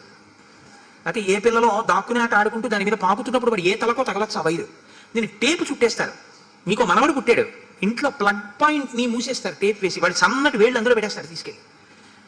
పరిమితి ఉందా లేదా? జాగ్రత్త తీసుకున్నారా లేదా? జాగ్రత్త అన్నది ఉండాలి జీవితంలో. ఈ పరాకు లేకపోతే ఏమవుతుందో తెలుసా అండి? తర్వాత మీరు బాధపడతారు. అప్పుడు వైషమ్యాలు పెంచుకుని శత్రుత్వాలు తెచ్చుకుని ఎందుకు ఉండాలి? మీ ఔన్నత్యాన్ని సేవకుడు గమనించాలి. సేవకుడు యొక్క అభ్యున్నతిని మీరు కోరి ప్రవర్తించాలంతే. అంతే తప్ప అతి చనువు ప్రమాదకరం చాలా విషయాల్లో. కాబట్టి ఉత్తిష్టమూఢే కింశేషే భయం త్వామభివర్తతే అని అనిష్టే శుభకాకారే సౌభాగ్యేన వికత్తసే చలం హితవ సౌభాగ్యం నద్యాహ శ్రోత యువోష్ఠయే. ఎంత గొప్పగా మాట్లాడుతుందో చూడండి. అని చెప్పేటప్పుడు నది ప్రవహిస్తూ ఉంటుంది, గ్రీష్మ ఋతువు వస్తుంది. గ్రీష్మ ఋతువు వచ్చినప్పుడు నదీ జలములు కనపడవు, ఆవిరైపోతాయి. నది వెళ్ళింది అని మీకు అది చూపి ఏమిటండి దాని గోదావరి అండి అంటాం, అప్పుడు గోదావరి అంటాం. మరి నీళ్ళు లేవండి అన్నారు అనుకోండి, ఇప్పుడు లేవండి అంటాం. మరి ఎప్పుడు ఉంటాయండి అంటే వర్షాకాలంలో ఉంటాయండి అంటాం. మరి ఇప్పుడు ఎందుకు లేదండి గోదావరిలో నీళ్ళు అంటే? ఎందుకుంటా ఉంటే గ్రీష్మ ఋతువు కదండి, నీళ్ళు ఎక్కడ ఉంటాయి? ఆవిరైపోయాయి. నీ సౌభాగ్యం అలా అయిపోతుంది అందావిడ. ఇది ఉలిక్కి పెడతారా పడరా ఎవరైనా? ఎలా మాట్లాడిందో చూడండి మందర. ఇది ఆవిడ చాకచక్యం అండి. ఇన్నాళ్ళు ఉలుకుపాటుతో ఉన్నావు సంతోషంగా, నా అంత గొప్పది ఎక్కడుంది, నన్ను నా భర్త ప్రేమిస్తాడన్నావు. అనిష్టే శుభకాకారే, చాలా అందమైనదానా, సౌభాగ్యేన వికత్తసే చలం హితవ సౌభాగ్యం, నీ సౌభాగ్యం, నీ సుఖం, నీ సంతోషం కదిలిపోతున్నాయి, వెళ్ళిపోతున్నాయి. గ్రీష్మ ఋతువులో నదిలా అయిపోతావు నువ్వు. నువ్వు ఉలిక్కి పడింది. ఎందుకు అలా మాట్లాడుతున్నావు? ఏం జరిగింది అసలు అంటే, అక్షయ్యం సుమహత్తేవి ప్రభుత్వం తద్వినాశనం రామం దశరథో రాజా యవ్వరాజ్యేభిషేచ్యతి. ఇంత గొప్ప విశాలమైనటువంటి ఈ సామ్రాజ్యాన్ని నీ వినాశనమును కోరి రాముడికి యువరాజ్య పట్టాభిషేకం చేస్తున్నాడు అనలేదు. మీరు బాగా గుర్తుపెట్టుకోవాలి. రాజ్యానికి యువరాజు కావాలి కాబట్టి చేస్తున్నాడు అనలేదు. పెద్ద కొడుకు కాబట్టి చేస్తున్నాడు అనలేదు. దశరథుడు వృద్ధుడైపోయాడు కాబట్టి చేస్తున్నాడు అనలేదు. ఇన్ని కారణాలు ఉన్నాయి యువరాజ్య పట్టాభిషేకానికి, కానీ ఆవిడ ఇవన్నీ అనలేదు. నీ నాశనాన్ని కోరే చేస్తున్నాడు అంటే ఇప్పుడు అలా ఏం జరిగింది అన్న అనుమానం, ఉత్కంఠ, మనసు కదిలిపోవడం అన్నది వచ్చేస్తుంది కదా. విషపు బీజం పడిపోయింది. ఏం జరిగింది? రాముడికి పట్టాభిషేకం చేస్తున్నారు, ఆవిడ ఆపలేదు. ఆవిడ యొక్క ఆ వాగ్ధారని ఆపకుండా అంది, ధర్మవాది శటోభర్త శ్రక్షణవాదీ చ దారుణ శుద్ధ భావేన జానీషే తేనైవ మతి సంధిత. ఈ ముందు శ్లోకాలు చెప్పకుండా ఈ శ్లోకాన్ని ముందు శ్లోకాలు చెప్పి ఈ శ్లోకం చెప్పిన పరిణితి కలిగినదైతే కైకమ్మ ఈ ఒక్క శ్లోకం చాలు మందర తలకై తన కత్తితో కోసేయచ్చు. ఎందుకంటే కైకమ్మ చంపేస్తే హత్యానేరమే ఉండదు. మహారాణి తన ఎదురుగుండా రాజధిక్కారం, రాజును నిందించి మాట్లాడుతోంది. ఎలా మాట్లాడిందో తెలుసా అంటే దశరథుడి గురించి? బహుశः ఇంత ఆరోపణ పరిపాలనలో ఉన్నటువంటి అఖండ సామ్రాజ్యమైనటువంటి కోసలాధీశుడైనటువంటి దశరథ చక్రవర్తి గురించి అనడం అంటే దానికి ధైర్యం ఉండాలి. అందున ఎవరితో మాట్లాడుతోంది? మహారాణితో మాట్లాడుతోంది. ఆవిడ ఎంత తెగించి మాట్లాడుతోందో, ఆ మాటకి హద్దు ఆపు లేని తనం ఎంత ఉందో ఇవాళ బయటకు వస్తాం. ధర్మవాది శఠోభర్త, ధర్మం మాట్లాడతాడు నీ భర్త, కానీ నీ దగ్గర ధర్మం మాట్లాడతాడు. ఎందుకు మాట్లాడతాడు సార్? నా భర్త ధర్మాత్ముడని నీకు నమ్మకం కలిగి నువ్వు ఏమరపాటు చెందుతావు. నువ్వు ఏమరపాటు చెందాక నిన్ను దెబ్బ కొట్టే ప్రయత్నం చేస్తున్నాడు. ధర్మవాది శఠోభర్త. లోకానికి కాదు, మీరు ఈ మాట గుర్తుపట్టాలి, లోకానికి కాదు దశరథుడు, ఇలా నీ దగ్గరే నీకు నీ యందు ప్రేమ కలిగిన వాళ్ళ మాట్లాడతాడు, కానీ నీకే అపకారం చెయ్యాలి అంటే నిన్ను నమ్మించాలి, అందుకని నీతో ధర్మవాదిలా మాట్లాడుతున్నాడు. శ్లక్షణవాది చ దారుణ, చాలా మృదువుగా మాట్లాడే వాళ్ళ మాట్లాడతాడు నీ దగ్గర, కానీ లోపల చాలా దారుణమైనటువంటి సంకల్పం ఒకటి చేశాడు. కాబట్టి ఇది శుద్ధ భావేన జానీషే తేనైవ మతి సంధిత. అట్టి వాణ్ణి పిచ్చిదానివి, నీకేం తెలుసు, అమాయకురాలివి, నీకేం తెలియదు, నీది చాలా పరిశుద్ధమైనటువంటి హృదయం, చాలా నిర్మలమైనటువంటి మనస్సు. ఆ కారణం చేత నువ్వేం చేస్తున్నావంటే వెర్రి తల్లి ఆ దశరథుణ్ణి నమ్మేస్తున్నావు. ఇప్పుడు ఎక్కడ పెట్టింది తీసుకొచ్చి కలహం? భార్యాభర్తల మధ్యకి తీసుకొస్తోంది చిచ్చు. ఒక రాజుకి ఒక రాణికి మధ్యలోకి తీసుకొస్తాను. ఇది చెయ్యొచ్చా? ఎట్టి పరిస్థితుల్లో ఒక భార్యకి భర్తకి మధ్య అవగాహనలో ఇబ్బంది వచ్చేట్టు వాళ్ళిద్దరూ దెబ్బలాడుకోవడానికి కారణంగా నువ్వు నిలబడ్డం కన్నా నీకు ఎంత అమర్యాద జరిగినా నువ్వు రాజీ పడిపోవడమే ఉత్తమం తప్ప నీ వలన ఒక భార్యకి భర్తకి మధ్య మాత్రం తగు రావడానికి వీల్లేదు. ధర్మం అంటే ధర్మమే. లోకంలో అత్యంత గొప్ప ధర్మం ఏమిటో తెలుసా అండి? ఏ భార్యాభర్త మధ్య నలుగురు రావడానికి మనం కారణం కాకూడదు. కాబట్టి భార్య దగ్గర భర్తని తక్కువ చేసి కానీ భర్త దగ్గర భార్యని తక్కువ చేసి కానీ ఎన్నడూ మాట్లాడకూడదు. అంతకన్నా ఒకవేళ వాళ్ళు నీ ఎడల అపచారము చేసిన వాళ్ళైనా ఆ అధర్మం ఇలా నా వల్ల వాళ్ళిద్దరి మధ్య అభిప్రాయ భేదం వస్తుంది అని అనుమానం వస్తే నీకు జరిగిన అవమానాన్ని నీలో నువ్వు జీర్ణం చేసేసుకుని రాజీ పడిపోయి వాళ్ళిద్దరూ సుఖంగా ఉండడాన్నే కోరాలి తప్ప నువ్వు మాత్రం నీకు జరిగిన ఖేదం తీరడానికి వాళ్ళిద్దరూ దెబ్బలాడుకునే పరిస్థితి మాత్రం కల్పించకూడదు. అంతే ధర్మం. రామాయణం అంటే రామాయణమే. నీకు ఆ ధర్మం తెలిస్తే నువ్వు అలాగే ప్రవర్తించాలి. నీకు ఆ ధర్మం తెలియనప్పుడు నువ్వు అనుష్ఠించినప్పుడు నువ్వు రామాయణం చెప్పడం అనవసరం, రామాయణం చదువుకోవడం అనవసరం. కాబట్టి ఇప్పుడు ఆవిడ ఈ పని చేస్తోంది. నీ భర్త ఇటువంటి వాడు, ఇప్పుడు ఆవిడికి సాక్ష్యం కావాలిగా. ఈ మాట చెప్తే సరిపోతుందా ఇలా అంటే? అంటూ అంది, అపవాహ్యస దుష్టాత్మ భరతం తవ బంధుచౌ కాల్యే స్థాపయిత రామం రాజ్యే నిహత కంటకి. ఎంత దారుణమైన మాట అందంటే, దుష్టాత్ముడై నీ భర్త, ఆవిడ ఎదురుగుండానే తిరుగుతోంది భర్తని, అయినా కైకమ్మ ఏం ఆధారం ఉందని అడగట్లేదు. అంటే అంత అతి చనువు ఇచ్చేసింది అందరికి. ఎంత ప్రమాదం వచ్చిందో చూడండి. ఆవిడకి పరిణితి లేదు అని తెలిసి కూడా ఇంత చనువు ఇవ్వడం ఎంత ప్రమాదం వచ్చిందో చూడండి. నీ భర్త దుష్టాత్ముడు, అదును చూసి అవకాశం కోసమే పెద్ద కుట్ర చేశాడు. నీ కొడుకుని మాత్రం మేనమామ ఇంటికి పంపాడు. మేనమామ ఇంట్లో ఉన్న నీ కొడుకు రాకపూర్వం రాముడికి పట్టాభిషేకం సంకల్పం చేశాడు. సంకల్పం చేసి రాముడికి యమరాజ్య పట్టాభిషేకం చేసేస్తాను అని చెప్పి అసత్యవాది, పాపచింతన కలిగినటువంటి వాడు, నిన్ను దుఃఖానికి గురి చెయ్యాలనుకుంటున్నవాడు, అటువంటి వాడు రాముడికి యమరాజ్య పట్టాభిషేకం చేస్తున్నాడు. నువ్వు పిచ్చిదానివి. పాము అని తెలియనటువంటి వ్యక్తి ఎంత నాజూగ్గా ఉందో, ఎంత బాగుందో, ఎంత మెత్తగా ఉందో అని త్రాచుపామును తీసుకుని ఒళ్ళో పెట్టుకుంటే, అయ్యో పాపం నన్నేం చేయడానికి కాదు, నా పట్ల మృదు స్వభావంతో పెట్టుకుంది అని కూడా చూడకుండా ఒంటి మీద కాట్లు వేసే త్రాచుపాములా నువ్వు నీ ఒడి చేర్చుకున్నటువంటి దశరథుడు నిన్ను కాటు వేయబోతున్నాడు, నీ నాశనాన్ని కోరుతున్నాడు, గుర్తించు. ఇప్పటికీ కైకమ్మ మనసులో పూర్తి మార్పు రాలేదు. ఆవిడ దిగ్గున లేచింది ఆ పడుకున్నటువంటి పర్యంకం నుంచి. అతీవ సాతు సంహృష్ట కైకేయీ విస్మయాన్విత ఏకమాభరణం తస్యై కుబ్జాయై ప్రదతౌ శుభం. ఒక మంచి ఆభరణం ఒకటి ఒంటి నుంచి తీసి, ఓ కుబ్జా, కుబ్జా అంటే ఆవిడికి గూణ ఉంది, పొట్టిది గూనిది అంటుంటాను తెలుగులో. ఆవిడ గూనితో కూడినటువంటి వ్యక్తి ఇలా ఎత్తి చూసి మాట్లాడాలి తప్ప ఇలా నిలబడి మాట్లాడలేదు. అందరికీ వెన్నుపం నిలువుగా ఉంటుంది, ఆవిడ వెన్నుపం ఇలా లేవబోయి వంగిపోయి ఉంటుంది. అందుకని ఆబోతికి ఉన్నట్టుగా ఉంటుంది, ఆ పైన ఓ చిన్న ఎత్తుగా ఉంటుంది. అంటే మనిషి అంటేనే అడ్డంగా పుట్టి నిలువుగా ఉండాలి వెన్నుపం. ఈవిడికి అడ్డంగా పుట్టి అడ్డంగానే బతుకుతోంది తప్ప నిలువుగా ఉన్న బతుకు కాదు, అసూయాగ్రస్తమైన బ్రతుకు. అది చెప్పడానికి కుబ్జ. అందుకని కుబ్జగా పుట్టింది. అంటే నా ఉద్దేశంలో కుబ్జలందరూ అలా ఉంటారని కాదు సుమండి, నేను అటువంటి సిద్ధాంతం చేయట్లేదు. ఈవిడ స్వభావాన్ని ఆవిడ స్వరూపం కూడా బాగా సమర్థించింది ఇక్కడ. ఇప్పుడు ఆభరణం తీసిచ్చిన కైకమ్మంది, ఎంత ప్రియమైన వార్త చెప్పావే మందరా, నీ జీవితంలో నువ్వు బతికి ఉండగా ఇటువంటి శుభవార్త ఇంకొకసారి ఇంకొకటి తత్తుల్యమైన శుభవార్త నాకు చెప్పలేవు. రామాభిషేకం కన్నా ప్రియమైన శుభవార్త నా జీవితంలో ఇంకొకటి లేదు. కాబట్టి నేను ఉన్న పరంగా విన్నాను కాబట్టి నీకు ఇది ఇచ్చేస్తున్నాను. కాదు, ఇదొక్కటే ఇచ్చాను అనుకుంటున్నావా? ఇంత గొప్ప వార్త చెప్తే ఏ వరం కావాలో కోరుకో ఇచ్చేస్తాను.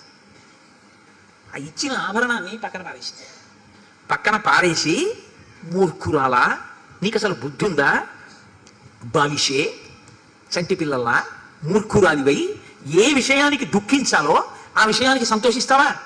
ఎవరికి పట్టాభిషేకమో తెలుసా? రాముడికి పట్టాభిషేకం. ఎందుకు పట్టాభిషేకమో తెలుసా? పక్కన లక్ష్మణుడు ఇక్కడే ఉన్నాడు కాబట్టి. అదేమిటంటావా? సుమిత్ర కొడుకుల్లోనే ఒక కొడుకు లక్ష్మణుడు రాముడి పక్కన ఉంటాడు. రాముడు లక్ష్మణుడు ఇద్దరు కానీ ఒక హృదయంలో ఉంటాడు. ఆ సుమిత్ర ఇంకొక కొడుకు శత్రుఘ్నుడు భరతుడి పక్కన ఉంటాడు.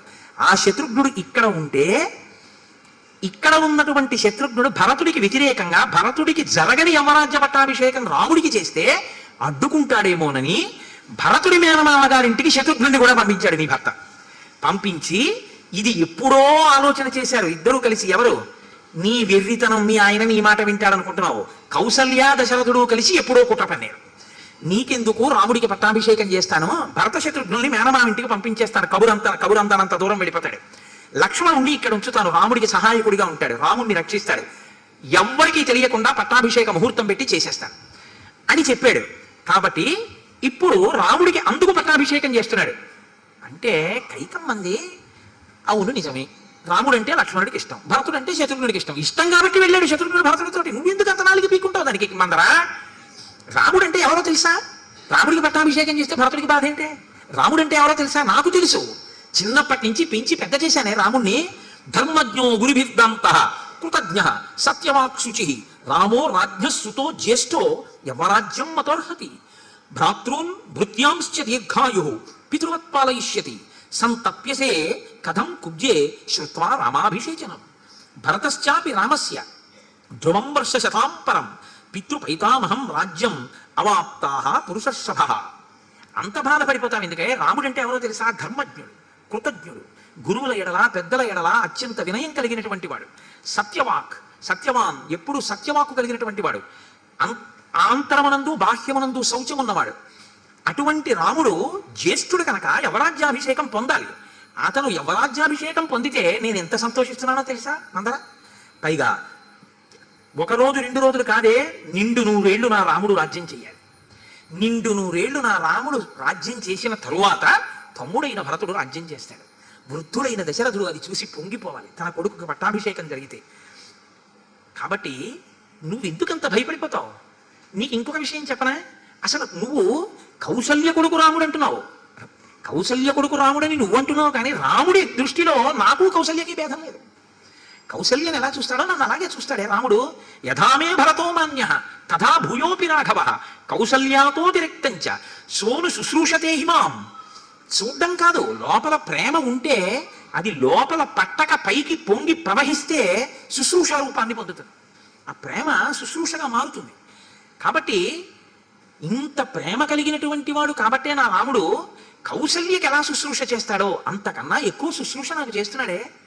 అలాంటి రాముడు రాజైతే నీకెందుకంత భయం అంటే, మందర ఎంత గొప్పగా వచ్చిందో చూడండి. అక్కడేనే విరిదానా ఆలోచన చేయలేకపోతున్నావు.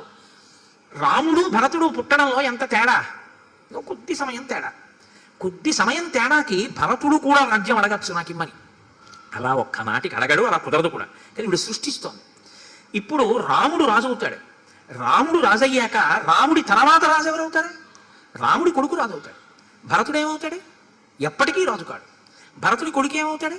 ఎప్పటికీ రాజు కాడు. కాబట్టి భరతుడు ఏం చేస్తుంటాడు? రాముడి దగ్గర చేతులు కట్టుకుని వంగి సేవలు చేస్తుంటాడు. భరతుడి కొడుకులు ఏం చేస్తుంటారు? రాముడి కొడుకులకి సేవలు చేస్తుంటారు. నీ వంశం ఏమైంది? దాసీ వంశమైంది. రాముడి వంశం ఏమైంది? పాలక వంశమైంది. రాముడు పరిపాలకుడు తన బిడ్డలతో సహా. నీ కొడుకు ఎప్పటికీ దాసుడు తప్ప ఎన్నటికీ రాజు కాలేడు. పైగా నేను ఇంకొక మాట చెప్పనా? ధ్రువంతు భరతం రామ ప్రాప్య రాజ్యం అకంటకం దేశాంతరం వా నయిత లోకాంతరమధాపివా. రాముడు కాని ఒక్కసారి రాజు అయ్యాడా? రాజైన వాడికి ఉండే లక్షణం ఏమిటో తెలుసా?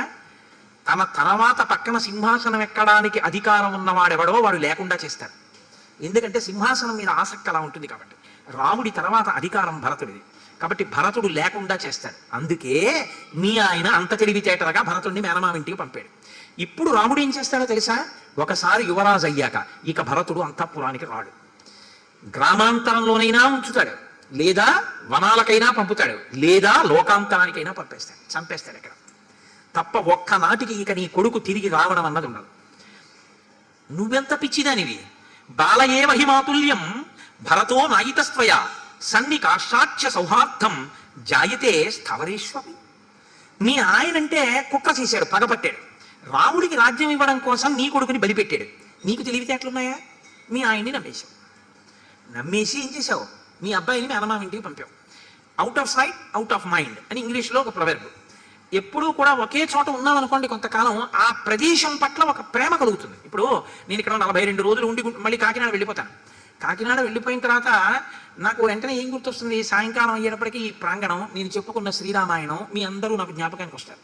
నేను పొద్దున అనుష్ఠానానికి కూర్చున్నాను అనుకోండి, ఇన్నాళ్ళు నేను అనుష్ఠానం చేసుకోవడం కోసం నాకు హరిప్రసాద్ గారు ఏర్పాటు చేసినటువంటి అనుష్ఠాన మందిరం, నాకు వారు ఏర్పాటు చేసినటువంటి సంభారములు, నాకు శుశ్రూష చేస్తున్న గోపాలకృష్ణ గారు, ఇవన్నీ నాకు జ్ఞాపకానికి వస్తాయి. ఎందుకంటే ఒక చోట సంఘం ఆ వస్తువు మనస్సు చేత స్మరింపబడేటట్టు చేస్తుంది కదా. నువ్వేం చేశావు? ఇక్కడ వాళ్ళు భరతుడికి గుర్తు లేకుండా, భరతుడు ఇక్కడ వాళ్ళకి గుర్తు లేకుండా మేనమామ ఇంటికి పంపావు. కాబట్టి వీళ్ళెవరికి అసలు భరతుడు గుర్తులేదు. కాబట్టి ఇప్పుడు భరతుడికి అపకారం జరిగినా అసలు ఉన్నాడా భరతుడు, ఏమైపోయాడన్నది కూడా ఎవరో ఆలోచించారు. ఇది మీ ఆయన ముందుగా చేసినటువంటి కుట్ర. అందుకే మేనమామ ఇంటికి పంపాడు. నీకైనా ఉండాలా దురదృష్టి? తగుదనమ్మా అని వెళ్ళని మేనమామ ఇంటికి పంపావు. చూడు ఇప్పుడు ఎంత ప్రమాదం వచ్చిందో చూడు. ఇప్పుడు మీ ఆయన రాముడు కలిసి భరతుడిని చంపించక ముందే భరతుణ్ణి నా మాట విని ఇప్పటికైనా ఏదైనా అడవిని పట్టి వెళ్ళిపోమని చెప్పు, ఇక రావద్దని చెప్పు. దర్పాన్నిరాకృతాపూర్వం త్వయా సౌభాగ్యవత్తయ రామమాత సపత్నీతే కథం వైరం నయాతయేత్. ఎక్కడ కొట్టాలో దెబ్బ అక్కడ కొట్టింది. నీవు యవ్వనంలో ఉన్నావని దశరథ మహారాజు గారు ఎప్పుడూ నీ మందిరానికే వస్తారని ఇంతకాలం అహంకరించి పట్టమహిషి అయితే మాత్రం లెక్కేమిటి, రాజు నా చేతిలో ఉన్నారని కౌసల్య పట్ల అనాదర భావంతో ప్రవర్తించావు. ఇప్పుడు ఆమె రాజమాత. రాజమాత కాబట్టి ఆవిడ నిన్ను శాసిస్తుంది. నువ్వు దాసుని యొక్క మాత. భరతుడు రాముడి దాసుడు, నువ్వు దాసుడి మాత. వాళ్ళు పెట్టినటువంటి అన్నం తిని బతుకుతున్న దానివి. కాబట్టి నువ్వేం చేయాలి? చేసిన దోషాలు గుర్తు తెచ్చుకున్న కౌసల్య నీతో ఎలా మాట్లాడాలో అలా మాట్లాడుతుంది. తోడి కోడలు వైపు నుంచి వచ్చేటటువంటి మాట ఆడదాన్ని కొంచెం తొందరగా కలుగుతుంది.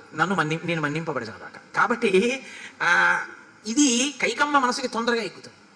కాబట్టి నువ్వు చేతులు కట్టుకుని నించోవాలి. నువ్వు నించున్నాక మేము నించోవాలి. చూసావా, నిన్ను నమ్ముకుని సేవించినందుకు మాకు దొరికిన భాగ్యం ఇది, అందుకు ఏడుస్తున్నానంది. నిజంగా ఇదే ఈ ఏడుపు అంతటికి కారణం ఏమైనా ఉందా? కౌసల్య మీద పగకి, రాముడి మీద ఇన్ని మాట్లాడడానికి ఏమైనా ఉందా కారణం?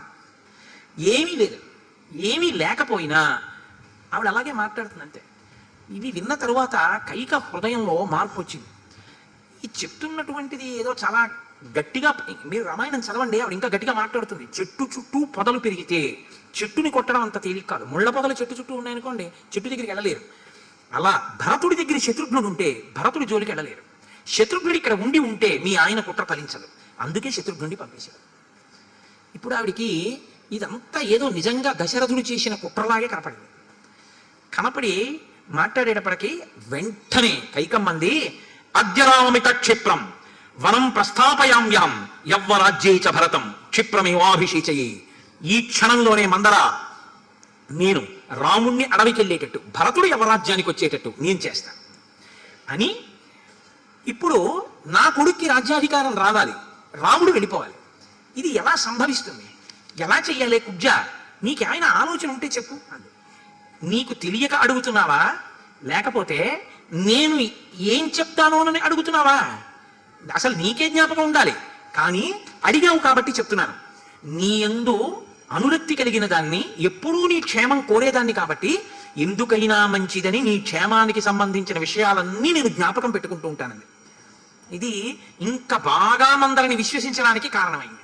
అంటే అవతల వాళ్ళ జీవితంలో చిచ్చు పెట్టాలన్న అసూయ కడుపులో పెట్టుకున్న వాళ్ళు అవకాశం చూసుకుని మాట్లాడితే ఆ ఉపద్రవాన్ని బాహ్యంలో శత్రువులందరూ కలిసి వచ్చినా దశరథుడు గెలవగలడేమో కానీ మందరని గెలవలేడు. కాబట్టి అసూయాగ్రస్తమైన మనసులు ఉండేటటువంటి వ్యక్తులు వీళ్ళు అన్న వాళ్ళతో అసలు సంఘం మంచిది కాదు. అసూయ అన్నది తనని కాదు, బాగా జ్ఞాపకం పెట్టుకోండి. ఇప్పుడు ఒక వ్యక్తి తాను విషం తినేసాడు అనుకోండి, తెలియక ఆ వ్యక్తి చచ్చిపోతాడు. ఒక వ్యక్తి తెలియక చాలా గుల్లగా ఉన్న చెట్టు ఎక్కాడు అనుకోండి, కింద పడి వాడి కాళ్ళు చేతులు విరుగుతాయి. ఒక సరోవరంలో ఒక చెరువులో విషం కలిసింది అనుకోండి, ఆ నీరు త్రాగిన వారు చచ్చిపోతారు. ఒక్కడు అసూయగ్రస్తం అయిపోయాడు అనుకోండి, వాడి వల్ల మొత్తం దేశమే ఏడవలసి వస్తుంది. చెప్పలేము, అటువంటి స్థితి ఉంటుంది. కాబట్టి అసూయ ప్రమాదకరమైన విషయం లోకంలో ఇంకోటి లేదు. అదే మనుష్యుల్ని తొందరగా పట్టుకుంటుంది. కాబట్టి దగ్గరికి రానివ్వద్దు అసూయని, అత్యంత ప్రమాదం. దాన్ని మొదట్లోనే గిల్లి పడేయాలి. వద్దు, ఇలా మనం అసూయ పెంచుకోకూడదన్న భావన లోపల బాగా ఉండాలి. వాడే పవిత్ర చిత్తుడు. ఆ అసూయ పెంచుకోకుండా ఎవడుంటాడో వాడికన్నా పవిత్రాత్ముడు ఇంకోడు ఉండడు. ఆయన వలనే లోకం అంతా క్షేమంగా సంతోషంగా ఉంటుంది. అసూయ ఉన్నవాడు పండితుడు కానివ్వండి, ఎంత గొప్పవాడు కానివ్వండి, అసూయ అన్నది ఉందా ఎప్పటికైనా అది ప్రమాదమే. అది తనకి ఇతరులకి కూడా శాశ్వతమైన అపకీర్తిని పొందుతాడు.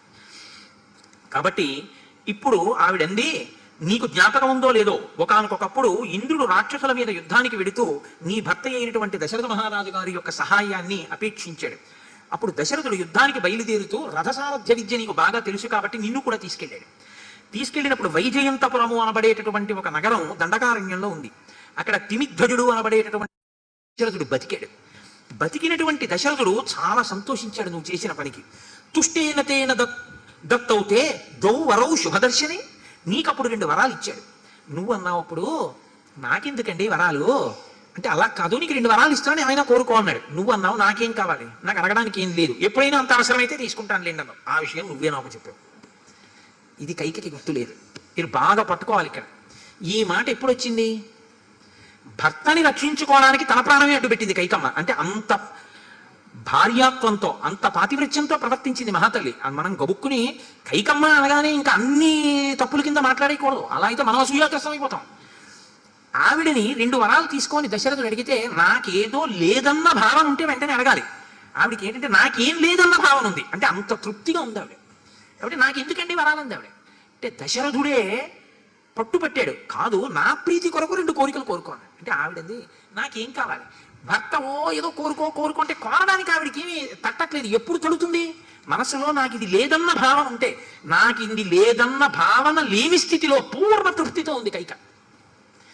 అప్పటికి భర్త కాసేపు ఆ గొడవ వదిలేయాలంటే ఏం చేసింది, అబ్బా నేను అడుగుతానులేండి అప్పుడు ఇద్దరు. కానీ చాలా మంచి సంతోషంలో ఉన్నప్పుడు, ఏమో నీకు వడ్డానం చేద్దాం అనుకుంటున్నాను, 1,00,000 రూపాయలు పెడదాం జ్యువెలరీ షాప్కి అని అనుకోండి. అబ్బా ఇప్పుడు ఎందుకంటే ఇప్పటికి బోల్డ్ చేయించాలి, చాలు, వడ్డానం ఒక్కటి లేకపోతే ఇప్పుడు నాకు వచ్చిన నష్టం లేదు. అయినా నాకు పాత వడ్డానం ఉంది, ఆ సన్నది. ఇప్పుడు మీరు ఏదో పెద్ద దానికి ఇలా ఏదో అష్టలక్షలు వేయించేసి గజ్జలు వేయించేసి చేయించేస్తానంటున్నారు, కానీ అక్కర్లేదు, ఉంది, ఇప్పుడు ఆ మాట ఎత్తకండి అని.